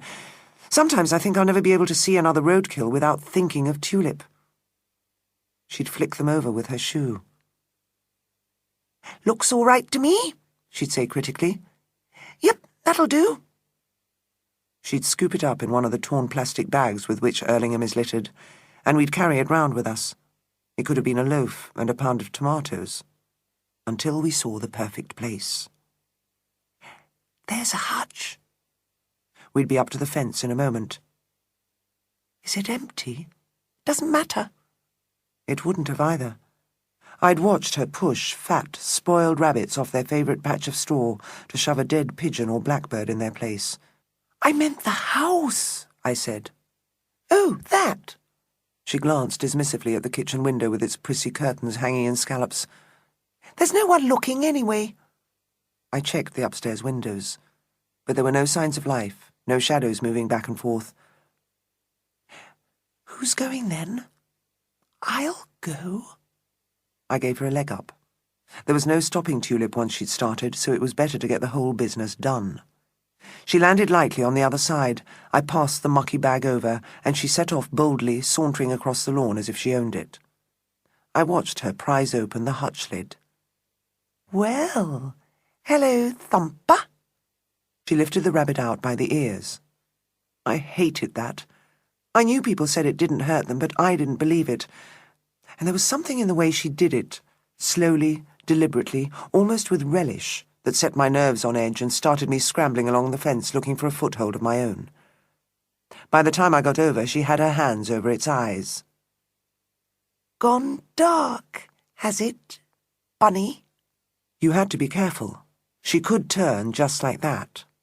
So, "Can I hold him, Tulip? Just for a little bit?" She shook her head. "First come, first served." "Please," I said, "give him to me."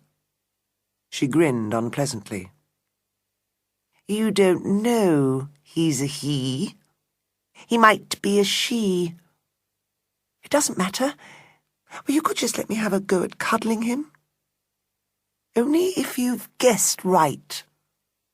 She upturned the squirming rabbit for no more than a couple of seconds. "She's a she, so she's mine." "She's not yours, Tulip." "She is now." Tulip was crooning in the rabbit's ear. "Who's a clever bunny? Who's going to be a good girl? Who's Tulip's special one? She's not going to make a fuss, is she? Oh, no. She isn't going to do that because she enjoys it really, doesn't she? And if she starts struggling, she'll get hurt." She finished up so savagely that I knew I was watching something horrible. Nothing to do with the rabbit she was holding, but darker, much darker, and hidden, and coming from deep inside Tulip. I heard my own voice saying, "Put it down." It was like breaking a spell. The strange look cleared from her face. She practically threw the rabbit back on its straw and turned away. I slammed the hatch lid closed. "Quick," I said. "Someone's watching. Hurry up." She wasn't fooled. To prove it, she very deliberately took her time snapping heads off the flowers as she strolled back towards the fence. I didn't care. I just scrambled over as fast as I could, and then, fueled with relief at landing on the other side, gave myself over to her yet again. "What shall we do now, Tulip? You decide." Chapter 5. That was the year we started the little visits. I've no idea what set us off. All I remember is that one minute we were rollicking merrily arm in arm past some perfect stranger's front gate, and the next we were on the doorstep, and Tulip had her finger pressed firmly on the ringing bell. "Yes, can I help you?" I'm no good at ages. She was older than Mum and younger than most people's grannies. "We were wondering if you could tell us the way to the castle." "Castle?" The woman looked baffled. "There's no castle round here." "Earl Castle," persisted Tulip. It sounded so silly I nearly let out a snigger. "No, not round here." But neither of us moved. And in the end she let us in the hall. While she leafed through a stack of pamphlets from a drawer, we rolled our eyes and made sneering faces at one another about the pictures on her walls. "I'm sorry," she said at last, looking up. "I can find nothing here." But Tulip didn't move, so neither did I. "Well, you'll have to go now, I'm afraid," the woman said after a moment. I watched Tulip meet her gaze and willed her not to push her luck and get us into trouble. But then Tulip put on her false smile. "Thank you for looking, anyway." Hastily, I slapped on my dad's "be pleasant to the guests" face. "Yes, thank you for looking." She was still staring when we turned at the gate. "Goodbye," Tulip called out sweetly. "Thank you again." The woman didn't move. I wondered if somehow, by accident, Tulip had picked a particularly suspicious person, or if at the next house she chose, there'd be somebody even more wary and watchful. "Your turn," said Tulip. She made me run up and down the street till my face was sticky and burning. Then I knocked on the door. "Excuse me for bothering you, but could I please come in and have a glass of water?" The elderly gentleman ran his eyes over my school uniform as if to assure himself it wasn't fake. "You needn't come in. I'll fetch some water. Just stay there." There was an edge to his voice, and he glanced round twice as he hurried to the kitchen. I knew if I so much as stepped over the wooden strip dividing indoors from out, he'd shoot back, whether or not the glass was filled, and order me away. The tumbler he handed me was clouded and knobbly. "There you are." He stood and waited. I took a couple of sips. Tulip had assured me that if I could only get the person chatting, I'd be inside in a flash. So I said, "We have some glasses just like this at home." "Do you?" he said coldly. We don't, of course. The glasses at the palace are crystal clear, always shining, always sparkling. "Please hurry and drink it. I have things to do." I saw Tulip watching me from over the hedge. "It's hard to drink fast," I said hastily. "The problem's with my throat. With swallowing. The last time I was in hospital, they thought they'd got rid of it. It's very unusual, you see, in someone my age, so everyone was very disappointed when it came back." And I was in, of course. I only stayed a few minutes, till I felt a little less dizzy. But I'd got in. Chapter 6. Gradually, over the months, Tulip set harder and harder tasks. "May I please use your telephone? Do you have a biscuit for my friend? Would you lend me a pencil and some paper?" It was astonishing sometimes just how easy it was. Some people didn't even count, said Tulip. They were obviously so lonely that if we'd been wearing masks and carrying knives, they'd still probably have ushered us into their kitchens. Others were bewildered or suspicious, which made it that bit harder to tack on the extras Tulip insisted on, like taking advantage of the house owner's back being turned to swivel a framed photo round to face the wall, or slide their scissors off the table and stab them point down in the soil of a plant pot. We never stayed too long, though, just in case. And even so, I sometimes got home late. Usually no one noticed. It's not as if I walk through the main door and ask for my key at reception. But sometimes, slipping silently up the back stairs, I'd bump into Mama and see her glance curiously at her watch. "Miss the bus, darling?" "It was silly," I'd say. "Marcy and I got chatting, and then Mr. Phillips wanted something carrying round to the laboratories, and—" My voice trailed off. Even before the next set of doors could swallow it entirely. She never called me back to hear the end. I doubt if she was listening anyway. Always, in a hotel, there are dozens of things to get done. She was forever busy, and often I was glad of that. After Tulip invented wild nights, it might be hours before my heart stopped thudding, and I stopped being certain each time the phone rang that it was the fire service or the police. I don't know why wild nights came as such a surprise. Tulip had always had a passion for fire. Candles, matches, sparklers, bonfires, she loved them all. I can't count the number of times Dad caught her behind the dustbin setting fire to paper just to watch it blaze, then flush with orange sprinkles as it crumpled to black at her feet. Give her some fancy wrapping paper, and she'd sit for hours tearing it into strips and dropping them one by one into the fire in the back lounge. Look at this greeny blue, just like the peacock's fans." Her face glowed with scorn in the firelight. No, it's much greener and bluer than that. These colours are magic." We helped with every bonfire. Well, I helped. She simply poked holes through the sodden leaves and watched the red caves deep inside them burn. "Come on, Tulip. I fetched 3 whole bags while you've been standing there. Shh! Don't bother me." The gardener used to nudge me. "Don't go too close," he'd say. "Can't you see Tulip's worshipping her fire god?" It was a joke. But honestly, you might have thought she was in church, the way she stayed so still, grey-faced and silent. Not like on wild nights. When we played that, some sort of unholy excitement ran through her every gesture, her every word. She'd push and pull me to the place she had in mind, while I begged not to go. "Oh, please, Tulip, let's just catch the bus straight home." "You're a coward and a lily-liver." And sometimes worse. Once a man passing by heard her swearing at me so foully he stopped to stare. She made a face at him and pushed me on. "We'll get in trouble," I wailed. "So?" And I was quiet, because for me the notion of getting in trouble was so serious that I had to hide from her exactly how much it mattered, and she wouldn't have understood anyhow. Things were so different at her house. Tulip said very little, but I'd picked up the fact that she was always being punished for stupid things like knocking a fork off the table, or leaving a stiff tap dripping a tiny bit, or not coming quickly enough when Mr. Pierce called her.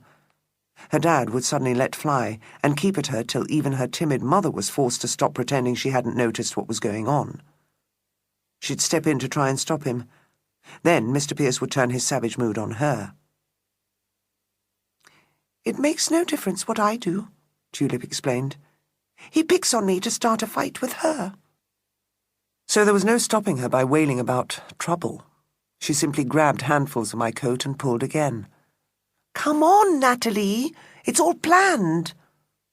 Sometimes I'd trawl around for an excuse. "No, not tonight. I promised Mum I'd help with next week's menus."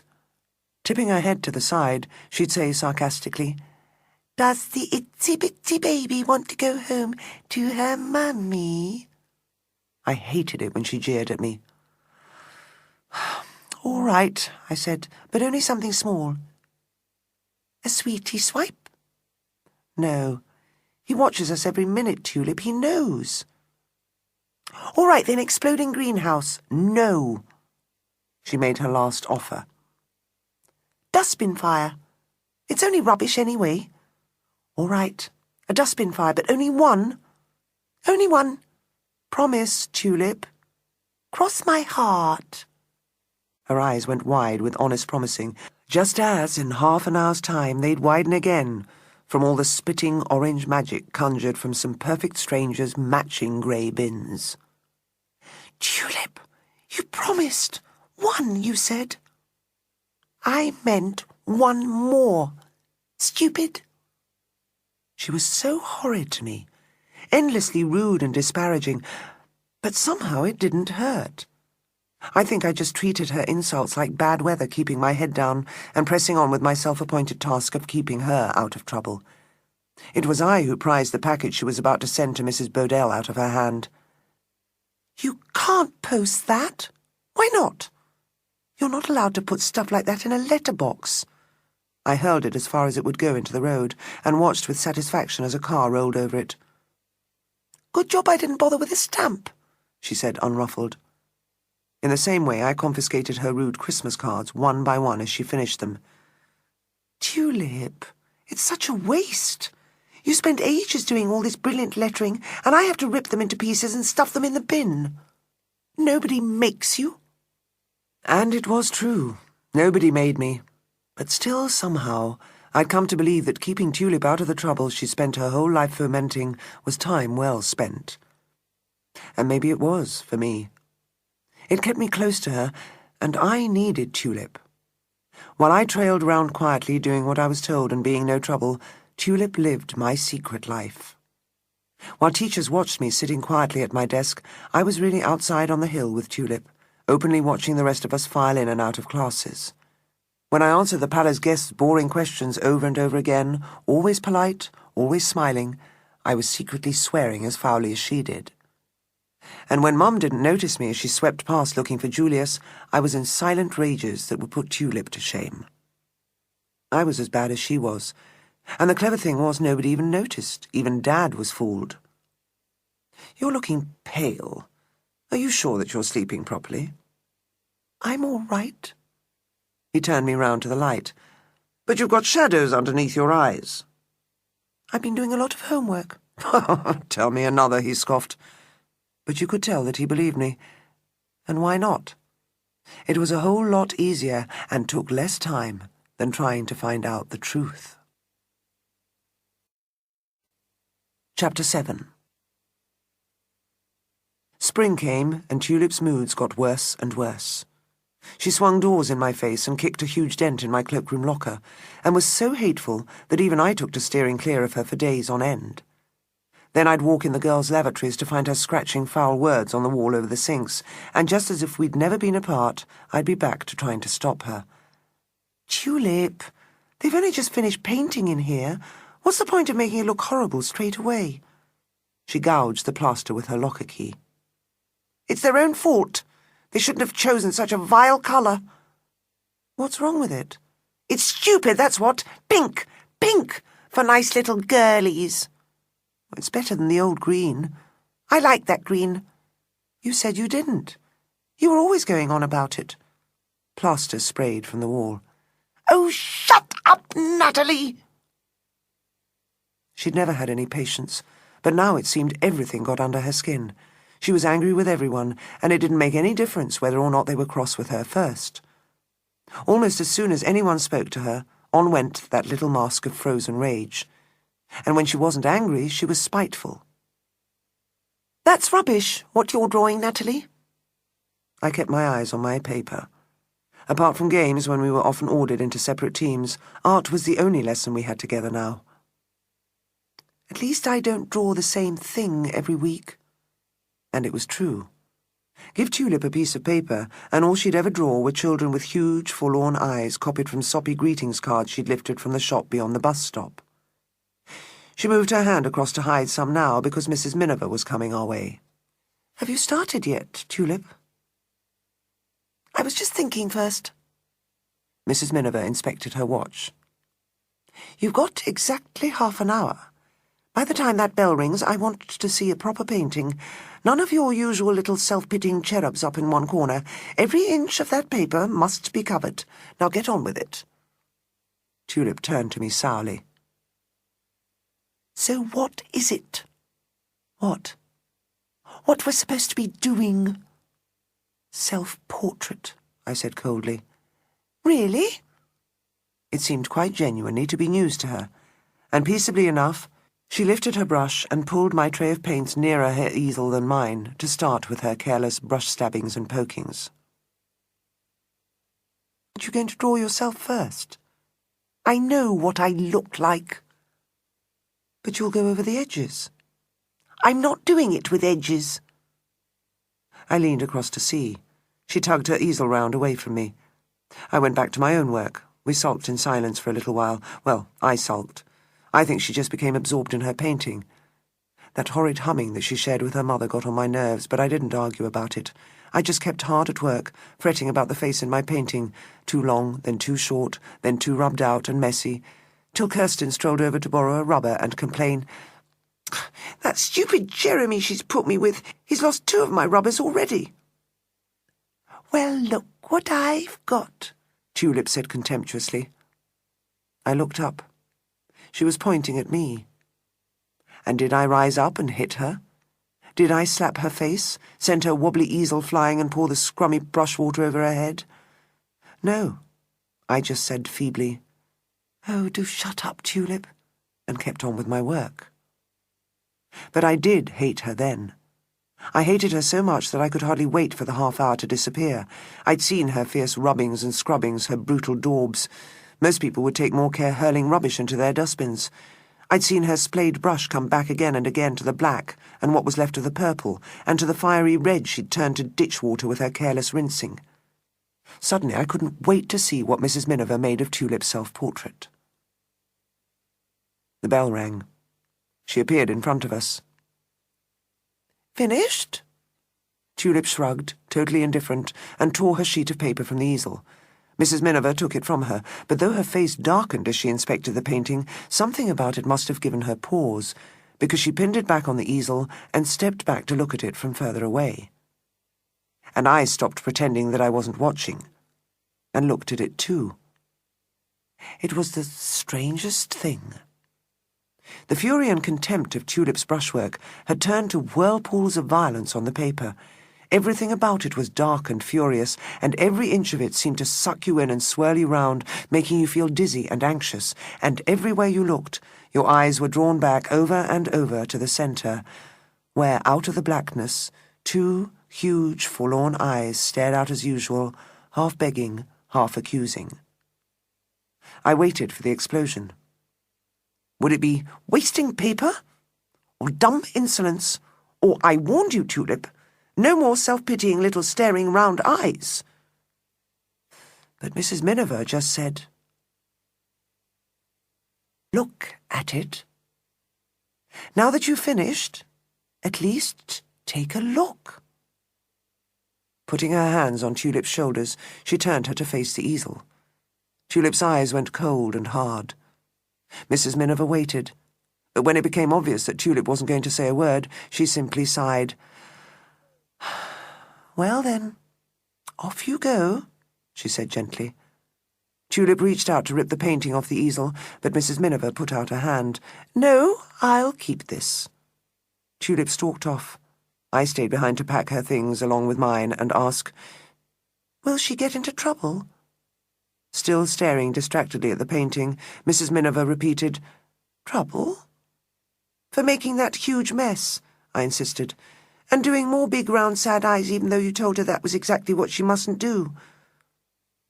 I don't know what I expected, but certainly not a look of such contempt. I felt so frustrated and betrayed, I could practically feel myself screaming inside.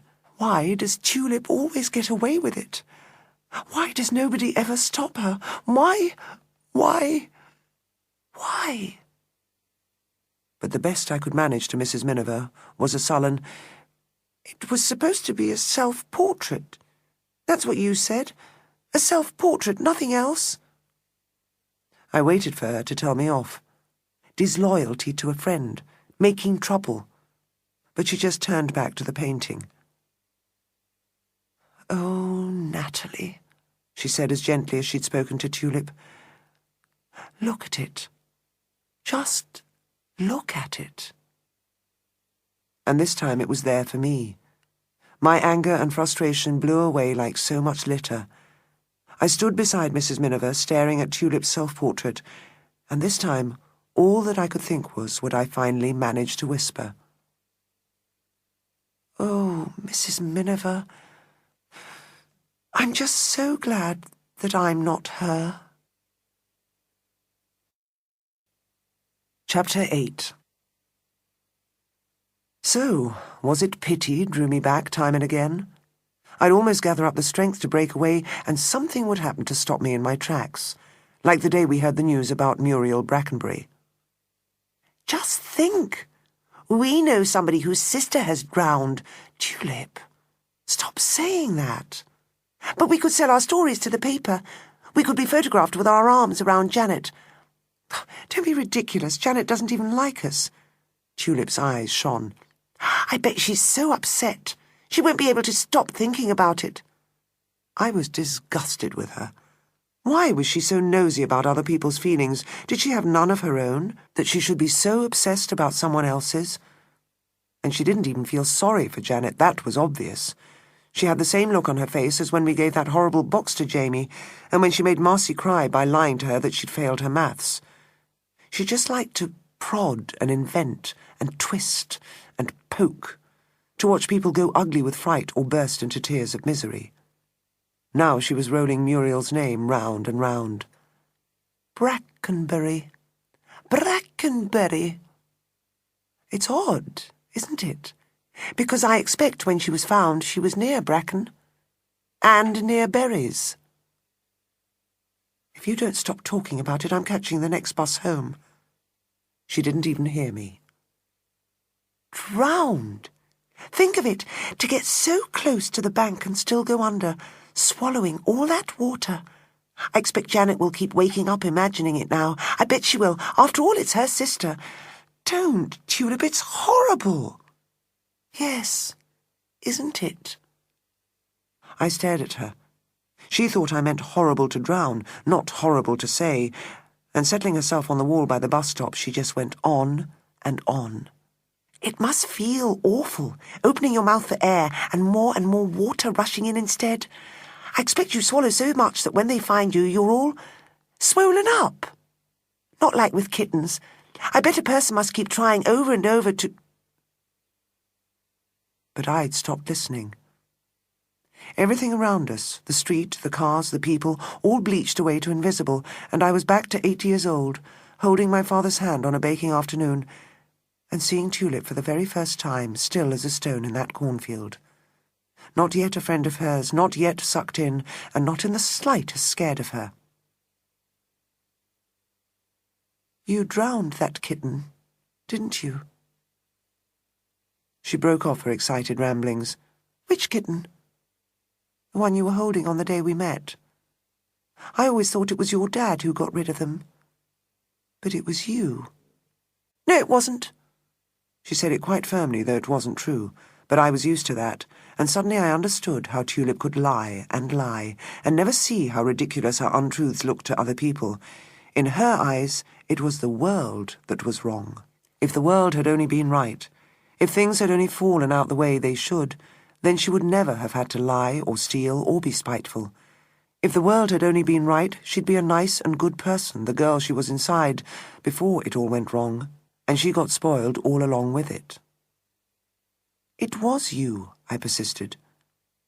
"So what if it was?" "Nothing." I kept my voice easy, even bright. "I was just wondering, that's all." "Wondering what?" "What it was like." She turned to look at me. I forced myself not to show even a flicker of feeling. I closed my mind to her. Slam, clang, shutters down. I wasn't going to play the Tulip Touch right now. "It's none of your business." "I know," I said.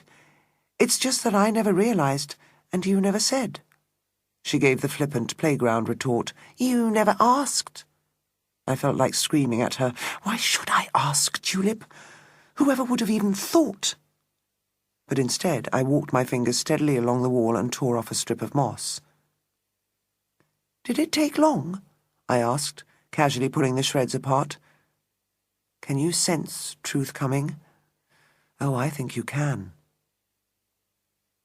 "That's why I always had to do it myself," she said, firm, proud, self-righteous even. "So it would take less time. They had to be done, you see, or we'd be overrun." I knew it was her father's word from the way that she'd said it. Overrun. "But Dad wouldn't take the time. He'd just shove them in a crock of water and slam the lid, and you could hear them scrabbling and pushing at the top, and it took forever." I bet it did. I could hear it as I sat listening, the mewings and scratchings, the lid lifting like potatoes on the boil, the driblets of water down the side of the crock that only let in more air to prolong the struggle.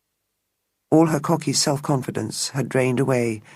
She said so sadly, "It took hours and hours." I passed her half my moss. It sat on her skirt in a crumbling lump, but she didn't push it off. "I did try to stop him. Once I even went at him with a fork, but he just laughed and called me another little cat who could do with a ducking. He didn't even bother to wallop me." Even after all this time, she sounded a little surprised. "He just threw me out of the house and rammed home the bolt. Then he sat with his feet on the table, reading the paper, and I had to watch through the window. It took hours and hours." Her spongy, bitten fingertips scrabbled for comfort in the moss. "Not hours," I consoled her. "Kittens wouldn't be strong enough, honestly, not hours." "Long enough," she said. "So ever since then I've always done it myself because it's quicker. And once they're under, I never let them up again." I put my arm around her. No wonder she was so interested in Muriel Brackenbury's horrid death. If someone else had known the horrors of all those thrashings and struggles, and beads of air glistening to the surface, maybe she wasn't so alone. I slid off the wall. Taking her hands in mine, I tugged at her gently. "Come along, Tulip. Time to go home." Then one day I heard the office staff discussing her. "What has that child done with her hair?" "Which?" "Tulip Pierce." I rooted deeper in the chest of lost property, hiding my face. "Oh, Tulip." They stared out of the window in silence for a while. Then one of them said, "She's a strange one, that's for sure." Her colleague sniffed. I can't be doing with her. Bold and sassy if you speak to her, but the minute she wants something from you, she turns into Miss Cute and Mincing. Have you seen her fingernails? They're bitten raw. I can't think what she's done to her hair. It looks as if someone's been at it with a garden shears. The phone began ringing, and the nearest one turned from the window. My sister knows the mother, she remarked, just through her dealings with the farm. She reached out to press the flashing red button. She says she always gets the feeling that one day she might start screaming and never stop.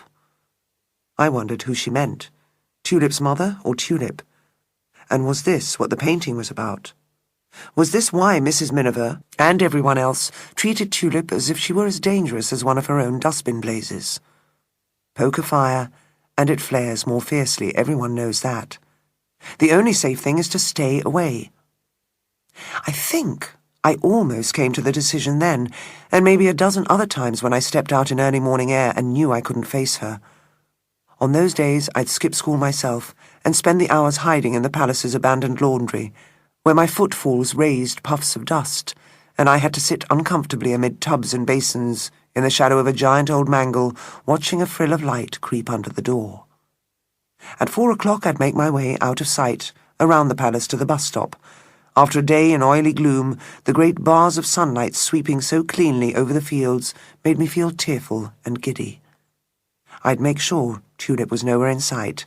Then I'd walk home as usual. Chapter 9. Tulip wore black until it was taken from her. The colour for sweaters in this school is blue. But I'm wearing black for Muriel. Muriel? Muriel Brackenbury. You could tell that the teachers were disgusted. Self-indulgence stretched into morbidity, said Mrs. Powell. Mr. Hapsley gave her a detention each time he saw her, and as soon as Miss Fowler was told, she stormed down the stairs from her office. Take off that pullover. It's confiscated. But I don't have another one with me. That's your problem, Tulip. Maybe tomorrow you'll wear proper uniform. I found her waiting at the bus stop, shivering. Why didn't you go straight home? I can't. I daren't. She said she'd be phoning my father. So that's how I came to go on my last wild night. This time it was a shed a mile out of town. I don't know where she'd got the paraffin. Maybe she'd sneaked it from home. I can't believe the people who owned that chicken farm were stupid enough to leave 3 whiskey bottles filled with paraffin in a ditch on their own land. Tulip, shh! If you can't help, at least don't spoil things by fussing. Are you quite sure it's empty? You know it's empty. We've walked through it twice. Now pass me the last bottle. The shed went up like nothing I've ever seen. Huge flames licked the sky, and smoke billowed up like a giant black genie freed from a bottle after thousands of years. The fire roared and crackled, rafters collapsed like straws, and the dancing sparks spat and hissed as one by one the empty racks seethed and frizzled. But this time it was Tulip tugging at my arm. "Natalie! Natalie!" I shook her off. The only thing I wanted was to stand and watch this great orange dragon leap higher and higher.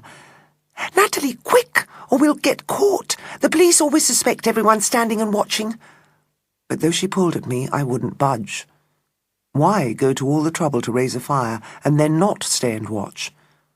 All round that chicken farm were hedges and hawthorn trees and clumps of bushes. If she'd been here before to stuff her bottles of paraffin into the ditch, surely she could have found some place we could have hidden. Why take so many risks, then walk away from all the glorious, spellbinding magic you've created? Why miss the fizzing, crackling glory of something so plain and drab, exploding into fireballs and shooting stars? "Oh, please, Natalie, please!"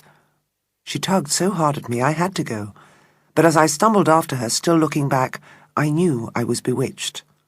The Tulip Touch had really got me this time. I knew I'd dream of fires forever and wake in the middle of my dull, dark nights to see the flames she might have lit in me still shooting up to scorch the sky. I'd see whole streets, entire cities burning. I'd switch on my bedside light, and for a while the old familiar pictures on the walls and clothes on the chair might blot out the smouldering visions. But I'd be sure Tulip was lying waiting in some bleak bedroom, and I'd know the minute my room was dark again she'd pick up where she left off and send more of her own imaginings into my boring dreams to set them ablaze with her own growing frenzies. "Natalie! Natalie, are you all right?" I heard the whine of a siren. Was it in my head or coming from across the field? "Down here, quick!" She pushed my head below the level of the ditch and stayed close behind me as we crept along. "See that gap? That one?" I crawled through the tiny hole in the hedge. She followed, and we lay on our backs panting. I still felt dizzy and strange. And then suddenly, out of the whirl of confusion, came the first inklings of other, darker, more destructive visions. And slowly, I came to my full senses at last. Is it like this for everyone? Is it unusual to have your life bowling along steadily in one direction, and then in a flash change utterly? Change everything? For those were the moments when our friendship died. It's as easy as that to pin down. Oh, I let her rattle on, lifting her head to look at the fire engines, working out which way we ought to go back to the bus stop if we weren't to be noticed, talking excitedly about how fast that old wood flared up and burned, but all the time I was thinking, people hide in sheds. I'd spent whole days in the abandoned laundry. If someone I didn't know had walked through, I would have held my breath in the shadow of the huge rusting mangle. And in the tension of the moment, even someone with hearing as good as mine might not have noticed the soft, suspicious splatter of liquid on old trampled straw. And what about Julius? He had a dozen dens, so did his friends. They hid for hours in outhouses so frail and rotten that under the ivy that held them together they would flare up in a moment. Was Tulip mad as well as bad? I clambered to my feet and held out my hand as usual to pull her up. "Come on, Tulip, time to go home." On the bus she was her old cocky self, flirting with the driver and slyly tipping people's shopping bags over with her feet. Halfway back she got restless. "Want to play All the Grey People?" "Sure," I said. And I did a good job of pretending all the way. But when you've just won the hardest game of all, the others lose their colour, and so my heart wasn't in it, and it fell flat. From the bus stop we walked together to the bridge. "Well," I said cheerfully, "see you tomorrow." "Why don't I come as far as the palace?" I gave her a long look. She really hadn't realised I was out of it. She didn't know that she could never recast the spell. "If you like," I said. We strolled arm in arm up the drive. I felt quite calm. I wasn't worried in the least, and that in itself felt strange. It seemed that from the day we'd met, I'd been enthralled to Tulip. Everything I'd said, everything I'd done, had her in mind. Like a tongue to a wobbly tooth, my every thought had come straight back to her. I had become a shadow to my parents. I'd floated out of reach of Julius. I had no friends. I hadn't been there for anyone, except for Tulip. And it was over. All over. I let her walk with me as far as the last bend in the drive. Then, as the palace came in view, I broke away, and dropping my school bag, I ran as fast as I could across the rose garden, under the archway, and down the narrow twisty path snaked over with tree roots. I heard her calling, "Natalie! Natalie!" But I didn't answer. I just ran. Stay away from fire. And when I'd reached the middle of the thicket, I came off the path and dived into the bracken. I crawled and crawled. While she was thrashing between the trees, I'd make a little progress. Then, when she was perfectly still, cunningly waiting, I didn't move at all. "Natalie! Natalie!" She was beating so fiercely at the undergrowth with a stick that I got a little further under the cover of her noise, and then even further, till I had reached our old mudslide. And down I went, down, down, sideways like a rolling log, faster and faster, until I came to rest in the very deepest bracken. And there I lay, grinning up at the fronds that had closed over my head. She'd never find me now. I was safe in the green dark of jungle, of deep, deep, sunless pools. I lay on my back and listened as she called, "Natalie! Natalie! Come out, stupid! It's raining! The first few drops pattered through the whispering fronds. The dripping turned into trickles. But I didn't move. Let her call. Let her search for me. Let her give up and go home. A soft bead of rain ran over my forehead and in my ear, and I recalled Miss Golightly years before, explaining a picture in assembly. He's pouring the water over the baby's head to put her on the side of light. Tulip crashed nearer, but my heart stayed steady. Go away, I willed her silently, playing the Tulip Touch backwards for the very first time. Turn around. Go away. I don't want you anywhere near me. Not fire. Light. She called a few more times, ever more hopelessly, and then she left. Part 3, Chapter 1. It was like coming out of hospital. You don't get straight back into being yourself. It takes a little time. And just as someone with a broken foot gingerly tests it each morning to see how much pressure it can take, I stretch things a little further every day. I had to be careful with Tulip. She was on her guard. What happened on Friday? Why did you run off like that? Oh, I'm sorry, I suddenly felt so queasy. I knew I couldn't make it back to the palace, so I ran off between the trees. Didn't you hear me calling? I was sick. The next day she wanted to come home with me. We've got workmen, I told her, and Dad says he doesn't want any extra visitors. What about the weekend? There's a special wedding party. We could stay out of sight. No, Tulip. She gave me a suspicious look. I knew how odd it must have sounded to her. She'd never heard me saying no before. You're hiding something, Natalie. No, I'm not. Well, something's going on. I used to be able to come even when there were special parties and weddings. I let the same look of dumb insolence spread over my face as I'd seen so often on hers.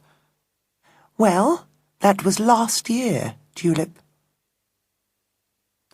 At this reminder of the game we used to play, she turned on her heel and walked off.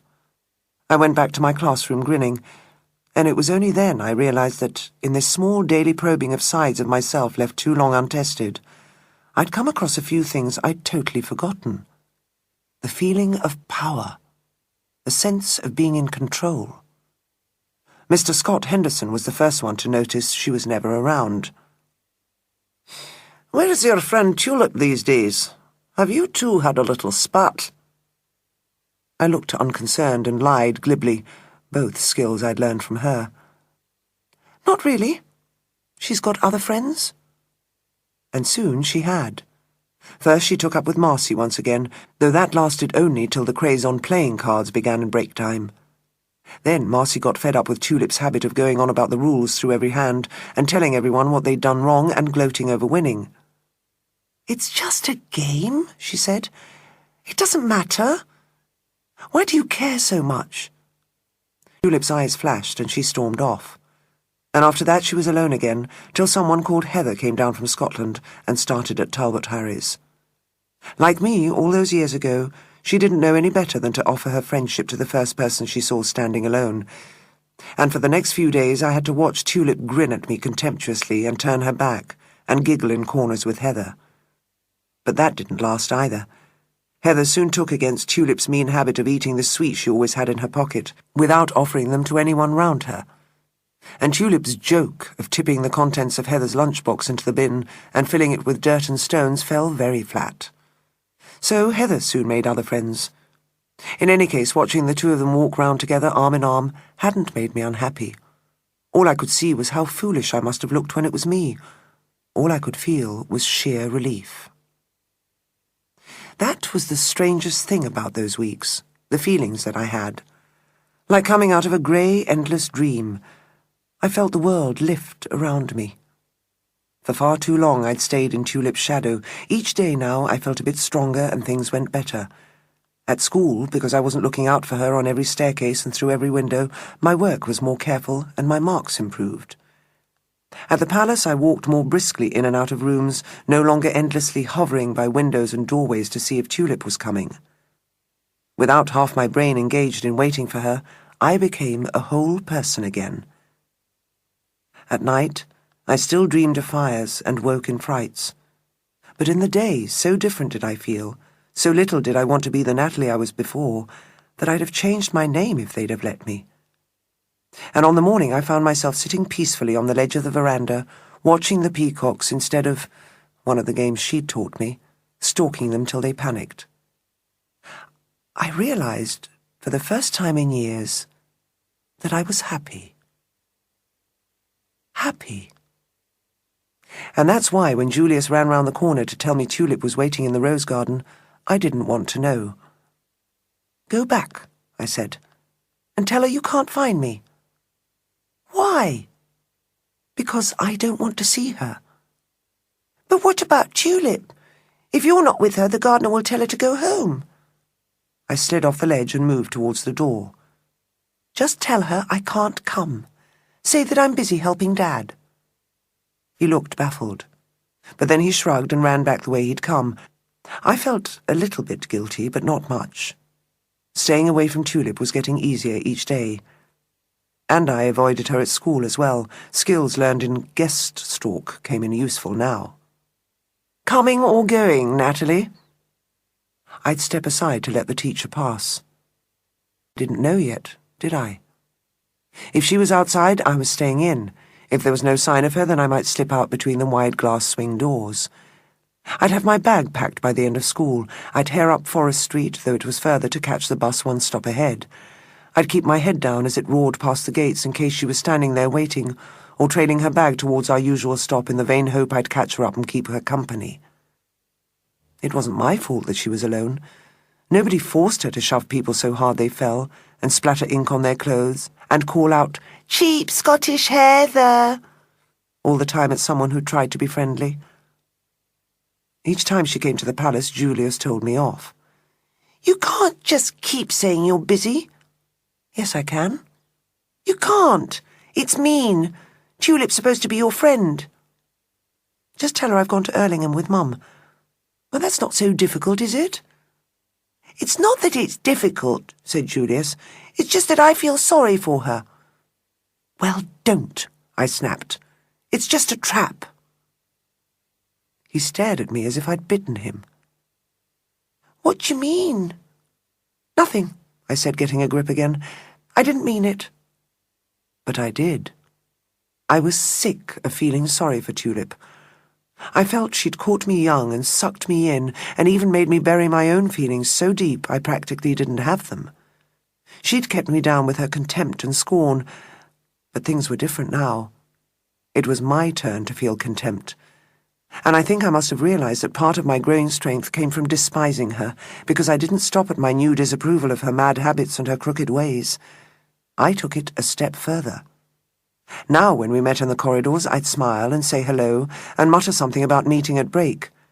But at the same time, I'd be taking care to glance at the great lumpy hems on her second-hand school skirt, with all the ugly stitching showing through, or at the ragged hair she cut herself, so I could will myself to think, "You're nothing, Tulip, nothing." Oh, it was horrible. It was to save my life, but I could weep. Chapter 2. She never asked me what was wrong again. Sometimes I found my locker filled with litter, or my name on the commendation list scratched out so hard it gouged the paintwork on the corridor wall, but I kept quiet about it to the teachers and never said a word at home. Still, even my parents must have noticed she never came, so I was really surprised when halfway through December Dad lifted his head from the Christmas seating plan to say to me, "I take it Tulip's coming, as usual." I couldn't work it out at all. "I'm not inviting her," I said. He and Mum exchanged glances. Mum fiddled with the gold chain round her neck. "But you know how much Tulip loves Christmas." "I love Christmas as well," I said stubbornly, "and I don't feel like inviting her this year." They looked uneasy. I got the feeling Dad was on the verge of telling me something, but at a look from Mum he changed his mind. Instead, he just said mildly, "But she doesn't have much of a life, does she? So it might be nice." Inside, I was seething. So that was it. I'd fought so hard to get free, yet here were both of them quite ready to throw me back, just to ease their own guilty consciences. They knew as well as I did she hadn't been in the palace for weeks. But how could they feel as Christmassy as usual if Tulip wasn't there, to make them feel even more giving and generous, with Dad feeding her titbits and Mum whispering to the guests, "Oh, yes, she has a pretty thin time of it at home, so we do try to give her at least one really special day." Well, they couldn't have it both ways. "Let Julius invite her," I said slyly. "She's really more his friend now." "Julius?" Mum was so startled she almost snapped the necklace. "Yes," I said. "They spend quite a bit of time together now. They're thick as thieves." "Julius and Tulip?" Dad put his hand on Mum's to calm her down. "I've never noticed," he said suspiciously. "You're always very busy." He let it drop. But Mum soon slid away to have a quiet word with Julius. I don't know what he said, but why should he have hidden the fact that if he noticed Tulip on his way home from school, or saw her hanging round the edge of the cornfield, he always ran across to say hello? After all, he felt sorry for Tulip. Didn't they all? So my mean little plan to protect myself worked like a charm. Mum might not bother at all that much about me, but when it came to looking after precious Julius, no one else stood a chance. The very thought of having Tulip for Christmas slipped out of everybody's mind, and no one said another word, except Mr. Scott Henderson. At the piano on Christmas Eve, he poked me gently in the ribs. "Are you missing her?"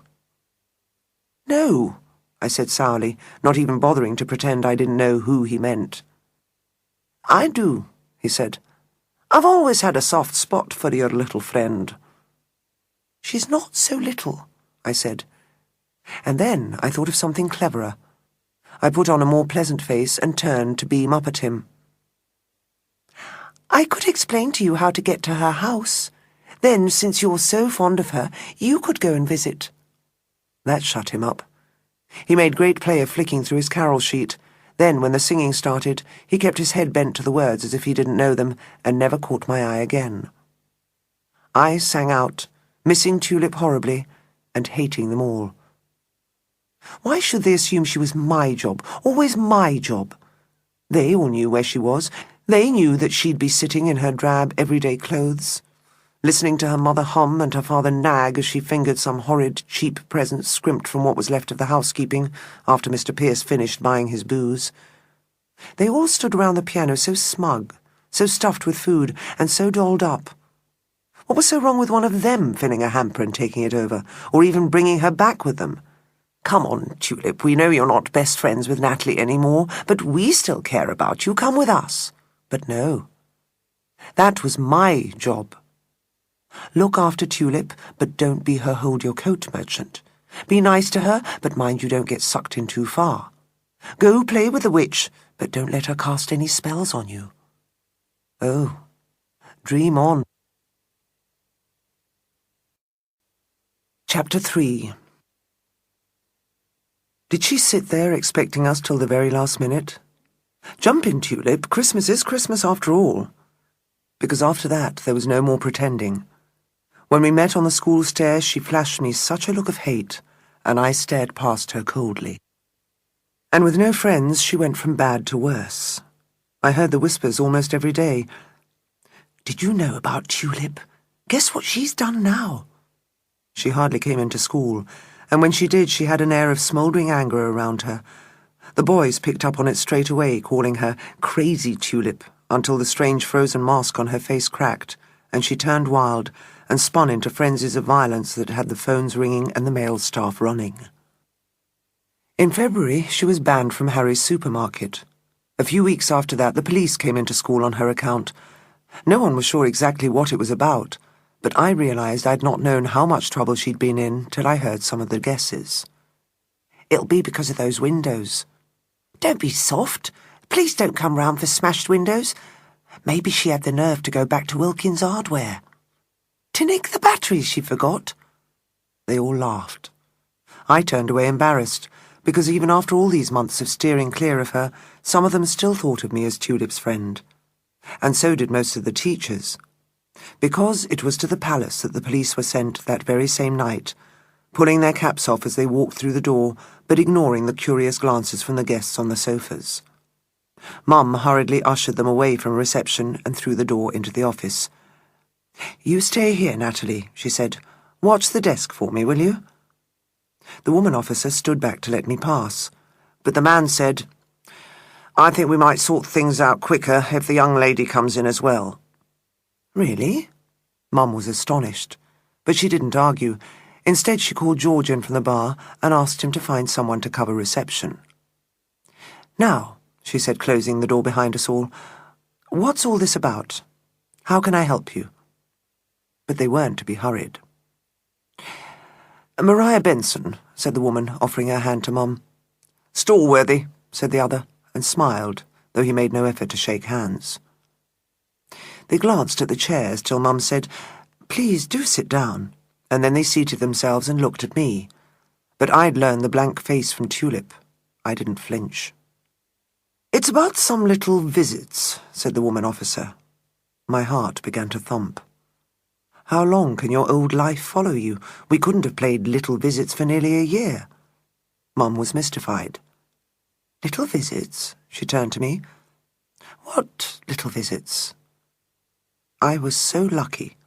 Before I could put my foot in it, Officer Benson broke in again to try and explain. "You see, we're having a little problem with Tulip Pierce." "Oh, Tulip!" Mum's relief was evident. "Tulip, I might have known. And we were wondering if Natalie here could help us understand." I watched them warily, but it was Mum who asked, "Understand what?" "Why on earth she might be doing what she's doing." Mum looked from one to the other. "And what's that?" The policeman picked at his cap. He seemed embarrassed suddenly and tired. "We've had a complaint. It seems Tulip has made 3 little visits to the family of that poor girl who drowned a while back. She keeps coming up to Mrs. Brackenbury's door and knocking and asking her—" He stopped, and seemed for a moment to be inspecting the plasterwork on the ceiling. "Asking her?" Mum prompted. He took a deep breath. "Asking if Muriel would like to come for a walk." I saw Mum wasn't understanding yet. So did the officer. He tried again. "Muriel Brackenbury," he explained. "With a girl who drowned." Mum's face went ugly with disgust. "Tulip is visiting them? And asking after their dead child?" "Standing there on the doorstep. Grinning all over her face." "But that's disgusting. That's horrible. That is the worst, the sickest—" She turned her anger and revulsion on me. "Do you hear this? I hope I never again hear of you spending time with Tulip Pierce. Do you understand what these officers are saying?" Officer Stallworthy broke in. "Oh, that's why we're here, Mrs. Barnes, because—" He hesitated, perhaps fearing to focus Mum's wrath onto any particular gossips. "Because when we asked around, we heard that Natalie may know Tulip well enough to help us understand exactly what it is we're dealing with here." Mum's eyes were flashing. "You want to know if Tulip's mad or bad?" His tired and embarrassed look came back again. "Oh, that's not how we'd put it, of course, but if your daughter—" He turned to me. "Natalie, can you help us out? Can you tell us what's going on here?" Oh, I did an excellent job. I looked so puzzled and anxious. I got more and more distressed. I shook my head and started sentences I couldn't finish, and they must have thought I was being as open and honest as I could. You could see it on their faces. "This girl is doing her level best to be some help." But all I let them know, through my pathetic stammered confidences, was that I'd stopped being friends with Tulip months ago, even before she took up with Marcy and afterwards with Heather. Everyone could tell them that, I said. They could check it. But I told them nothing that they needed to know. I hadn't spent all that time building a wall between the old Natalie and the new to take it down now for these two. So I never even tried to explain what was quite clear to me, perfectly obvious. If I'd been inventing games for two my whole life and suddenly my old partner refused to play, what would there be to do but think up a whole load of new games just for one? And what a game! Here was I thinking our little visits had been so cool, so risky. And what was Tulip doing? Walking up to the mother of a dead girl and asking if her daughter could come out for a walk. Not just once, but 3 times in a row. I was awestruck. She'd really left me standing, hadn't she? Here was I playing little goody two-shoes with Mum and Dad and passing tests at school and even spending hours with Julius. And here was she. Once again I saw the old bewitching vision of how things could have been. The constant beat of excitement, her hand in mine, and flickering, rising colours to light the sky and warm my grey soul and fill my dreams forever. But standing there grinning, they'd said, grinning all over her face. At Muriel Brackenbury's mother. Other people's feelings aren't dice or counters. 3 times? Officer Stallworthy took my belated disgust for astonishment, because he said a bit defensively, "Well, naturally the first time the Brackenburys thought it must be some horrible mistake." "As anyone would," said Mum tartly. "As anyone would," he repeated. "It was only the second time that they rang us." He paused. "And we made the same mistake. We just assumed that someone had got the wrong end of the stick. Upsetting, of course, but totally innocent." Again he stared at the ceiling. "But then, this evening..." This evening? Incredible. Less than 3 hours ago I'd spotted her from the bus as it swept past school. She'd looked the same as usual. But here were these 2 police officers saying she'd strolled up the path to a house where, for all she knew, half of the county's squad cars were lying in wait for her after her first 2 visits, and treated another human being as if she were just part of some game. "She's mad," said Mum. "There has to be something wrong with her. She's insane." Officer Stallworthy decided the visit was over. He took a card from his breast pocket and, after hesitating between Mum and me, put it in my hand. "Any time," he said gently. "Anything you can think of that might help. Anything at all." I nodded. They moved towards the door. Mum signalled me to stay behind, but still I distinctly heard her say, "Honestly, I don't know what Natalie ever saw in Tulip Pierce." Perhaps it was her dismissive tone that irritated Officer Stallworthy. Maybe if you're in the police, you get a little tired of people in plushy surroundings, telling you how they're above all the squalid little messes you spend your whole life sorting out. Anyhow, he said rather coldly, "Perhaps, Mrs. Barnes, it's time to start wondering just what it was that Tulip saw in Natalie." Mum just ignored the jibe.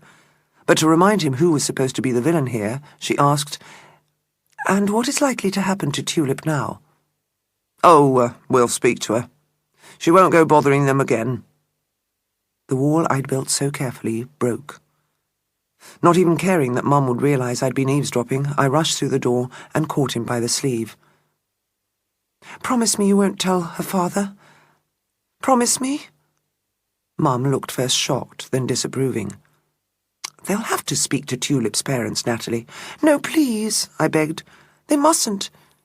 If they tell Mr. Pierce, he'll kill her. I know he will." Officer Stallworthy said kindly, "Don't you worry. We'll take it very gently.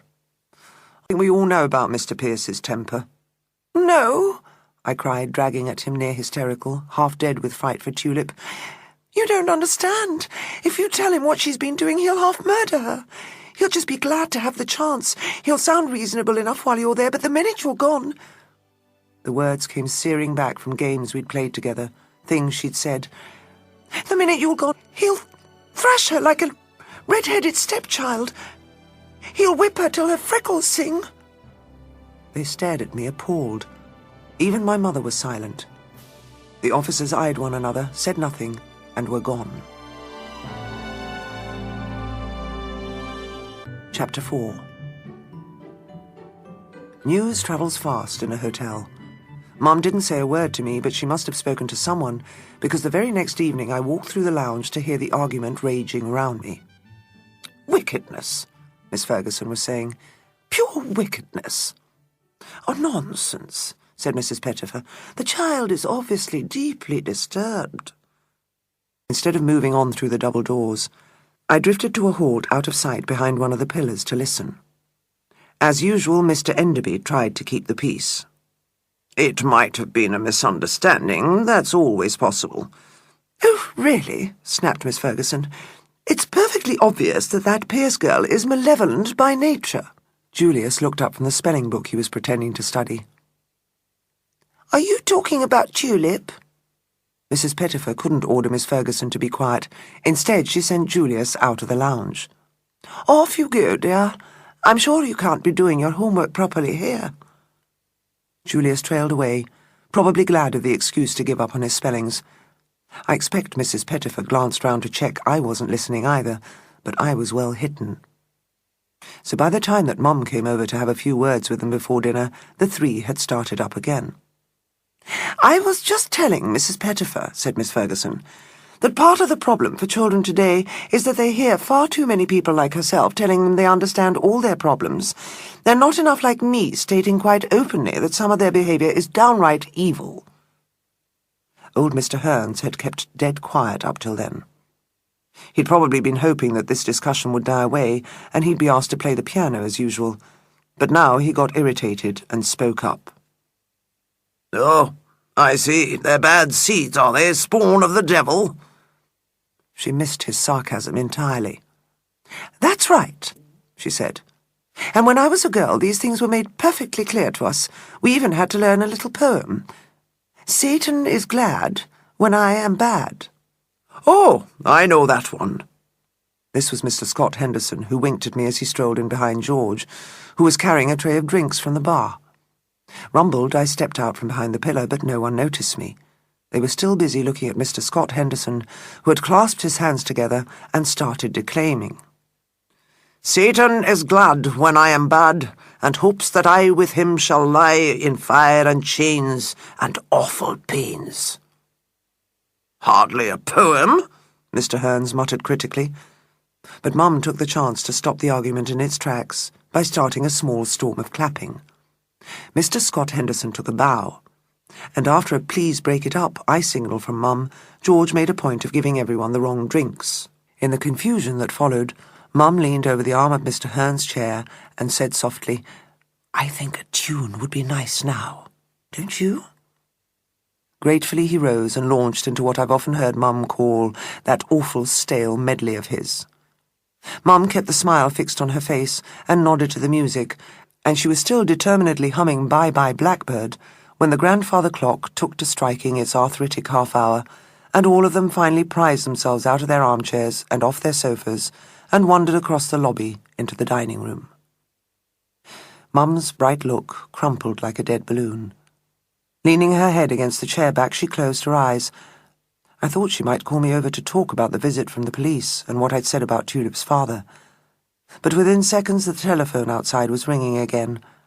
She waited and waited, and when it was obvious that none of the staff was close enough to take it, she sighed and levered herself to her feet. A few moments later she was gone. Chapter 5. She wouldn't let the guests get into fights, but upstairs she and Dad went at it hammer and tongs. "Miss Ferguson's quite right. Tulip is downright evil." "I can't believe I'm hearing you right, Emma. You know those old biddies down there are light years from knowing the first thing about children. No one is born evil, no one. And especially not Tulip." Mum turned away to tip stale flower water in the sink and run in fresh. "I don't know how else you'd explain something so horrible." "Oh, don't be so silly. You know as well as I do that Tulip's had such a rotten start in life that it's hardly a surprise she's insensitive to other people's feelings." "There's a bit more to this than being insensitive," snapped Mum, slamming the vase back on the table. He reached out to steady it. "You know what I mean. To really know right from wrong, you need a certain emotional sympathy. And you only learn that from being treated properly yourself." But Tulip's not stupid. Tulip knows the rules. Why should she think rules matter? Her fathers are vindictive and willful, and sometimes it must seem to her that whatever she does, she gets punished. So why should she bother about rules? I had to keep myself from turning round. I'd no idea before this argument that they knew so much about Tulip. Why should she bother? Because she's bright enough to see that if enough people like her go round doing exactly what they want, everyone's miserable. If you've been brought up as if your feelings don't matter, you probably assume other people's don't matter much either. In the corner, Julius's computer game chattered to its climax. Mum's voice rose above it. Don't kid yourself, George. Tulip knows perfectly well how much other people's feelings matter, and that's exactly why she does these things. That's the amusement she gets from them. Why else would she do it? Dad couldn't think of an answer. He just shrugged, and then, reluctant to give up his defence of Tulip, he said, Well, you only have to pick up a paper to read about kids a lot younger doing worse. To prove his point, he read Mum a paragraph from the Chronicle lying on the table about the murder of a boy in Elvenwater, where the police were quite sure that the killer was no older than the victim. I don't remember the details. Something to do with footprints, and a squabble overheard by somebody pegging out washing, and too many people noticing two young people going down the path, only one coming back. I do remember the police were certain. The one they were looking for was even younger than me. Mum listened, but she wouldn't budge. Children with violent tempers I can understand, she said. Even children with too few brains to realise how dangerous a game is getting. But Tulip's visits to the Brackenburys are out of another box entirely. They're not just bad, they're different, and that's what evil is. Something different. There's no such thing as evil, you know that. And round they went, round and round, while I leaned over Julius's shoulder and pretended to be absorbed in his fast-rising score. Mum had barely begun on the vase on the side table before Dad was arguing with her again. Look, Emma, even professionals come across the odd child they just can't stand. The child they can't help thinking is deeply, deeply mean inside.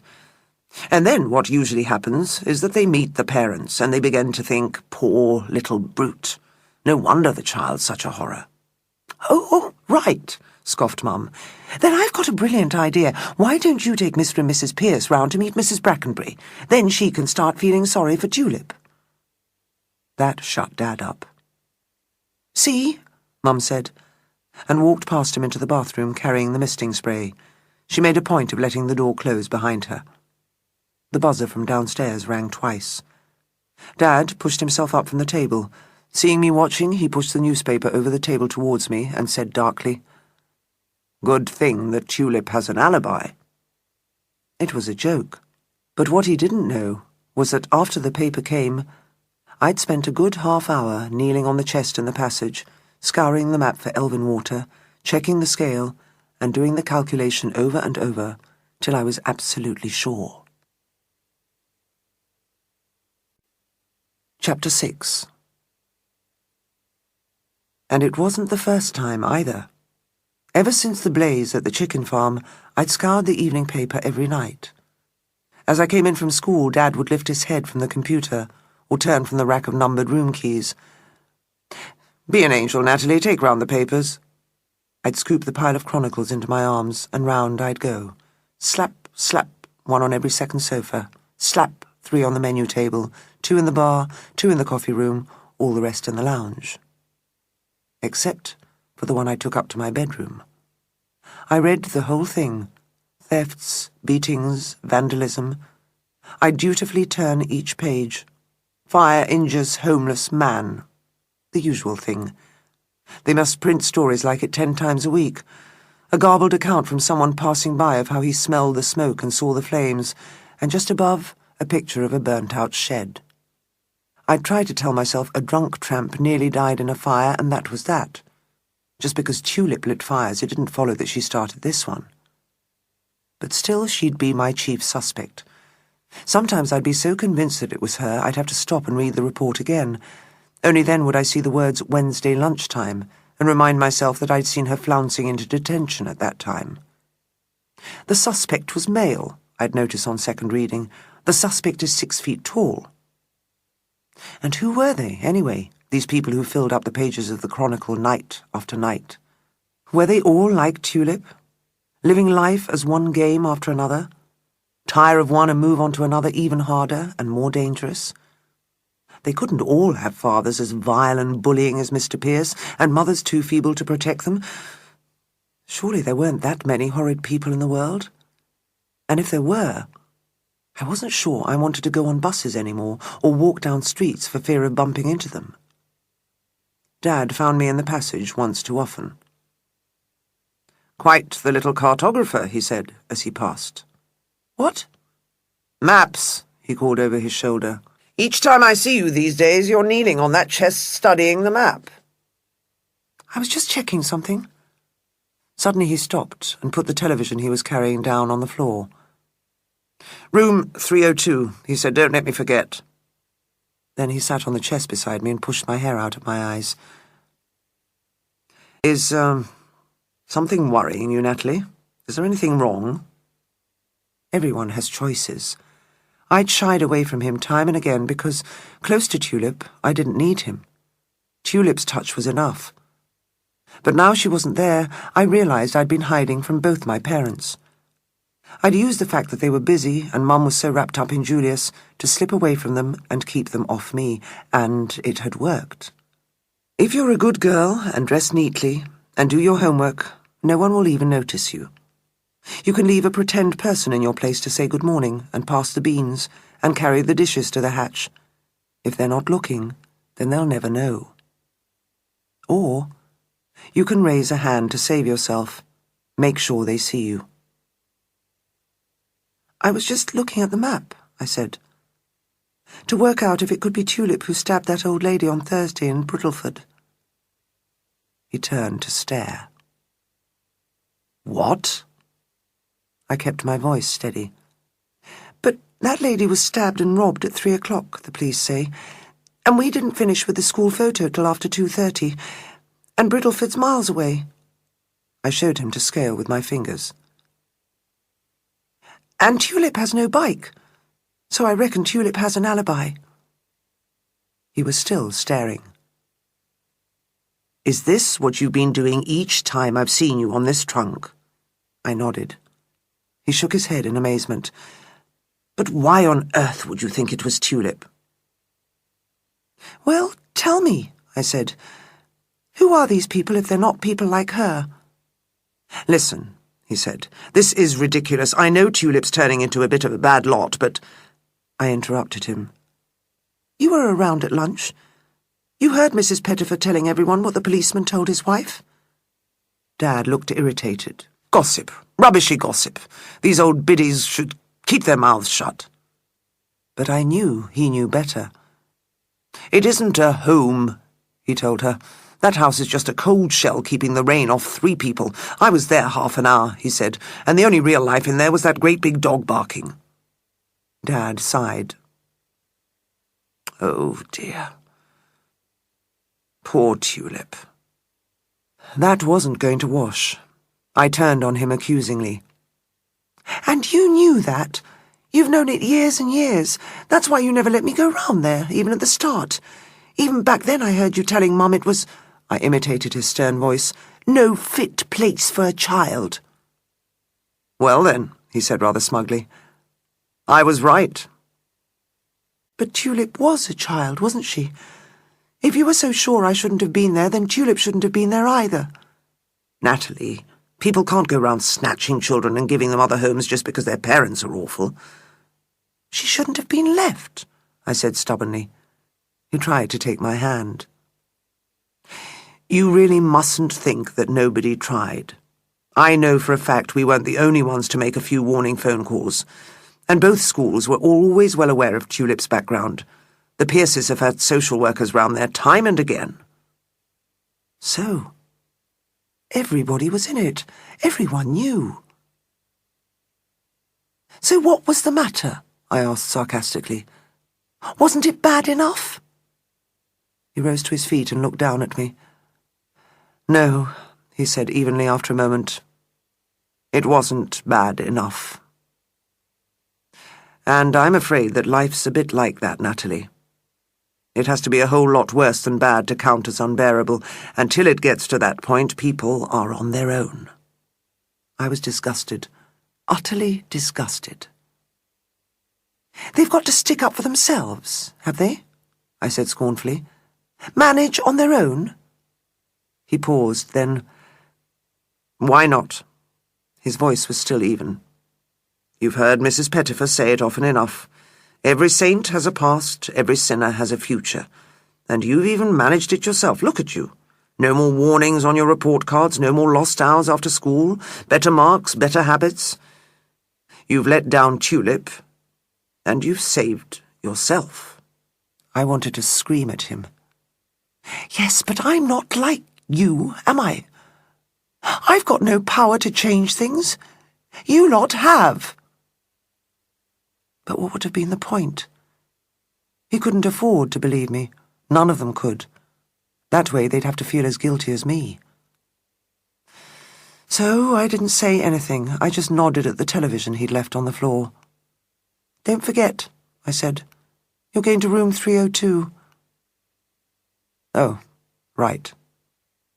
He took the hint then, and he walked away. Chapter 7.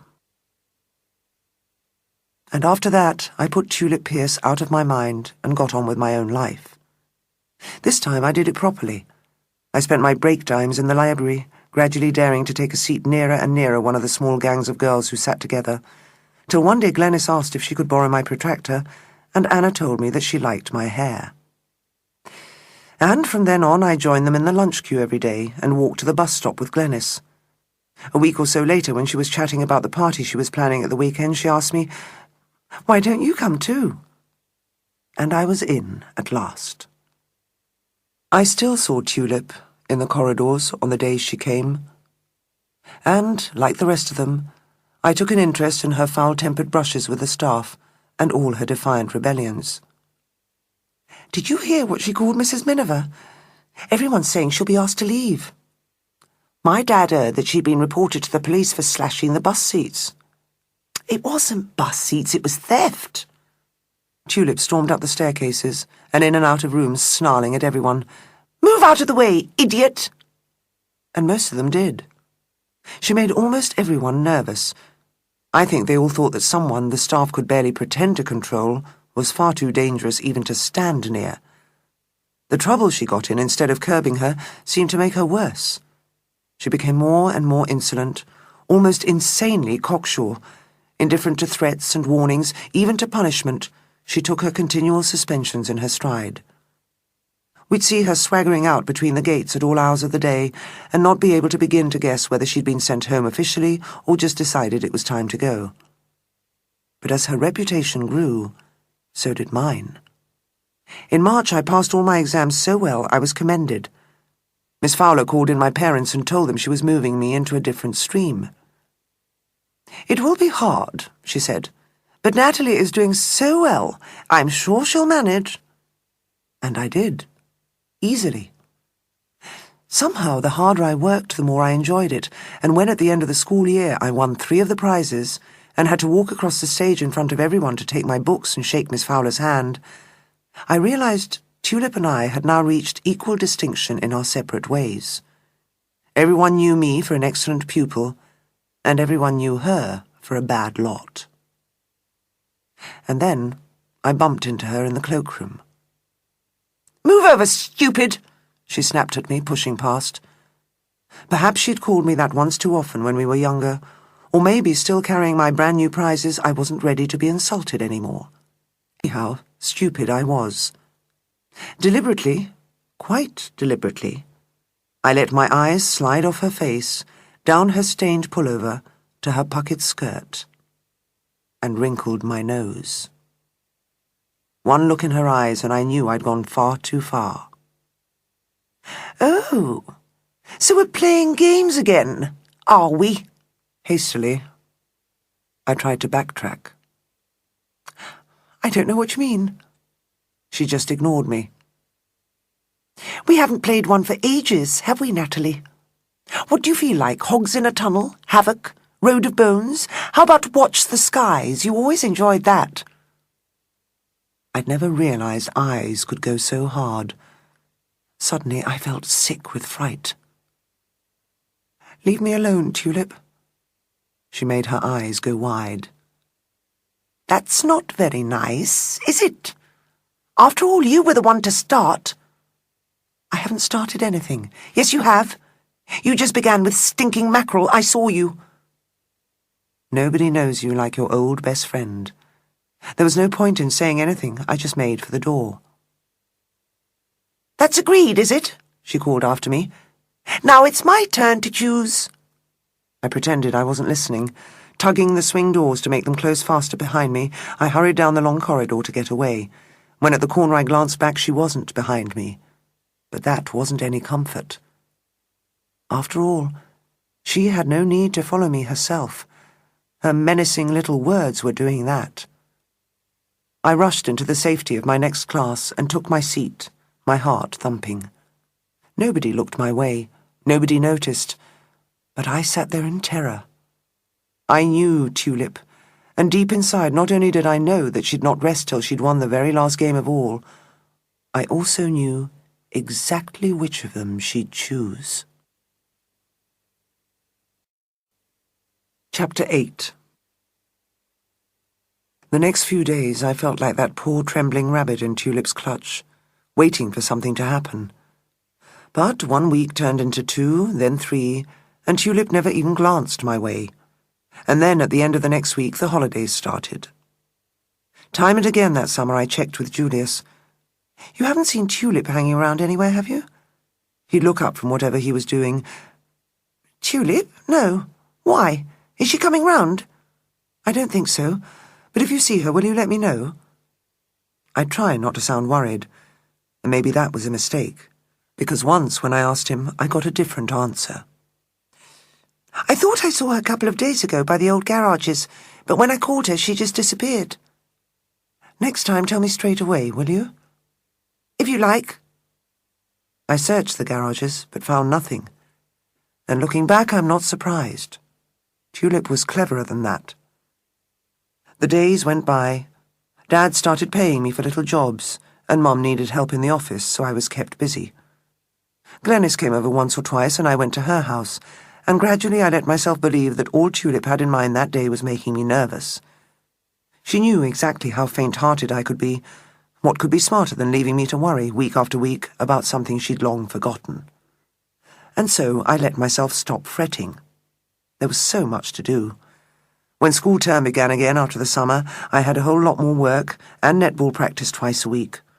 I got a part in the school play, and what with the flurry of extra rehearsals after half-term, before I could believe it, Christmas was on its way again. "Are you inviting Glenys?" "No," I said. "She's off to her dad's house." "How about Anna, then? She says her mum would have a fit if she went to someone else for Christmas." Dad shrugged. "Makes sense. I wouldn't like it if you were away." So I was there. There in my new green skirt through all the sherries and the canapes. There through Mr. Hearns's Christmas medley on the piano. There through the charity raffle. And there through the carols as usual, with Julius bravely singing the first verse of Once in Royal David's City all alone, and Mrs. Scott Henderson chiming in on every last verse with her ghastly descants, and Mr. Hearns faltering even more than usual because he'd mislaid his glasses. The guests sang out, their faces winking from brightness to shadow, as through the French windows the coloured lights along the terraces blinked on and off, over and over. Oh, clever, clever Tulip.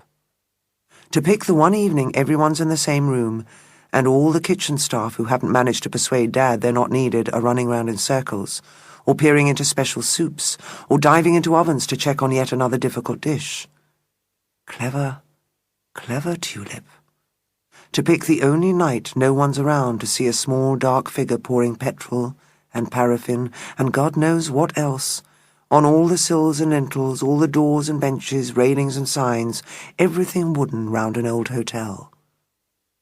And clever Tulip, to give herself a good head start, to choose the night when no one is going to notice till it's far too late, that the sherry-flushed faces in the firelight are blinking pinker and brighter, pinker and brighter. "Fire! Fire!" Outside on the veranda! Fire! Alarms went off as the first flames broke through. The sprinkler system Dad put in the year we came spun into action at once. Everyone did the right thing. Nobody panicked. The guests, as Mum said afterwards, were marvellous, marvellous. They gathered on the lawns and ticked each other off on lists as though they'd been in fires all their lives. No one sneaked back inside to fetch their jewellery. No one played daft heroics for the cat. And though Cedric had to be dragged away from the oven, in which his bœufs en croûte were crisping up nicely, all the kitchen staff switched off their grills and their gas jets in an orderly fashion and left immediately through the nearest doors. So by the time the first of Tulip's carefully primed explosions shattered the glass in the conservatory, everyone was safely out, watching the flames take hold. And if she hadn't thought to dig away the leaf mould of 100 years, to drag close the giant iron gates at the bottom of the drive, and loop them round with so many chains and padlocks that the firemen believed her when she called out to them, "No, not these gates, the other ones, round there," then the first fire engine wouldn't have got bogged down in the muddy lane leading to their farm, and the second one would have broken in just that much quicker. And so the palace burned. Julius and I stood side by side to watch. His face flared in the fire's dancing light as one dark-framed window after another burst into a fierce glow. He turned to me, his cheeks burning as much with excitement as the reflection of the flames. "Was it Tulip?" My face was probably as flushed as his as I began the long, long lie. Now how on earth should I know? Cheerfully he turned back to the blaze to watch the firemen send their huge coils of water snaking over the parapets. Like Tulip's stolen gold necklace hurled in the rubbish drum all that time ago, they slithered into the building's giant shell and vanished instantly. I wondered, was she watching too? How did it feel to see the only place she ever loved go up in flames? Inside, the dippled copple bar top she used to stroke was buckling and melting. The glorious curving banisters she trailed her fingers up 1,000,000 times were twisting to ugly shapes as they charred. Did she care? Was she hidden up somewhere in a tree behind us, just like one more roosting peacock, crying her eyes out? Or had she simply laughed and run off home for yet another beating for being late? Dad came up behind and rested his hands on our shoulders. He couldn't say a word, he just stood there and watched, and so did Mum. We stood in silence as the palace gradually gave up the fight, and out of the deafening hissing and spitting and crackling and roaring, the silent billows of smoke curled away in defeat over the huge dark spinney, where Tulip had crept to hide her dangerous little toys week after week, till she was ready to play the very last, very worst game of all. Chapter 9. So, now we're off. Tomorrow we leave for Nettle Underwood, the Starbuck Arms. Dad's pretty cheerful about it. Sometimes you'd think that Tulip had done him a favour. "These grand old buildings like the palace have had their day," he keeps telling everyone. "Too many planning rules. Hotels that size can't stay afloat with just a few loyal regulars and passing tourists. These days you really have to be up to date. Health centres, swimming pools, proper dance floor, lifts to every floor. They've got all those at the Starbuck." Mum's come to terms with losing so many things. She had a weep about some photographs that were ruined, mostly because they were ones of Julius, I expect. And there were a couple of phone calls with the insurance people that left her shaking with rage. But yesterday she looked round the mess and clutter in the room where she's dumped all we have left, and said to me, "Nothing worth dusting? Nothing worth bothering about? Come for a walk with me, Natalie. Let's go and have coffee together in the village." And no one there minds much. Drinks at the hotel were always too expensive for most of the people round here, and the company's selling the site to someone who wants to build nice modern houses, so they don't mind either. They're not blaming Dad. After all, he's never made a serious mistake before. And though an accidental fire should have been stopped at the outset, everyone's agreed that arson's another matter. I worried terribly about Julius, but it turns out he doesn't care a hoot. He won't say anything in front of them, but to me he's admitted it. He enjoyed the fire. "Brilliant," he calls it. He's become famous at school, describing it over and over, and though we're leaving now, he says he never wanted to move on to Talbot Harris anyway. He's glad he's going to another school. And so am I. Everyone needs the chance to start again, though I was doing pretty well, it seems. I know, because on Friday Miss Fowler called me in to show me the report she's sending on to Nettle Underwood. After a period of confusion, Natalie Barnes has made a prodigious effort to find herself. She should go on to better and better things, and we all wish her well. I told Glenys we were leaving, and promised her that I'd write every week. But, if I'm honest, I'll miss her less than the stone boy in the lily pond. She's never been a close friend. Not like Tulip. I don't think I'll be seeing her again. Her name comes up the whole time, of course, what with the gossip about the police inquiry and the probation officer's report. Mum calls her that witch Tulip, and Dad says, "Nonsense, Emma," every time. But I can't help but think that being a real witch would have been better for her. At least that way she'd have a little power. Tulip's got nothing now. Yesterday, when we were packing, Julius asked me, "If you could rub Tulip out of your past life, would you do it?" And I had to shake my head. I can't regret the times we had together. Sometimes I worry I won't have times like that again, but there will be no lit nights, no incandescent days. But I know it's not true. There can be colour in a million ways. I know I'll find it on my own. I have strange dreams about her. Sometimes the two of us are sitting cross-legged in one of the outhouses behind her farm, stirring a liquid we call flame water, or crawling on our bellies through an orchard trying to set fire to the flowers. But mostly, when I dream, Tulip and I are back in our first school, giggling and being silly, or lying on our backs behind the parapet, our bare arms touching, playing Watch the Skies. I think about the day that Dad and I first saw her in that field of corn, and try to tell myself it was already too late. There's no particular moment when someone goes to the bad. Each horrible thing that happens makes a difference, and there had probably been too many of those already in Tulip's life. But I can't convince myself. Yes, now I know that even back then Tulip was going off to drown that poor kitten, but Dad was no older the day he pushed his grandfather's tortoise under the bush and left it there to die. You could say that Tulip was braver and kinder, and people aren't locked doors. You can get through to them if you want. But no one did. No one reached out a hand to Tulip. Nobody tried to touch her. I hear them whispering, and they sicken me. "Bus seats," grumbles Mrs. Bodell. "Locker doors," complain the teachers. "Chicken sheds," say the farmers. "Greenhouses, dustbins," moan the neighbours. And Mum says, "A lovely old hotel." But what about Tulip? I shall feel sorry for Tulip all my life. And guilty too. Guilty.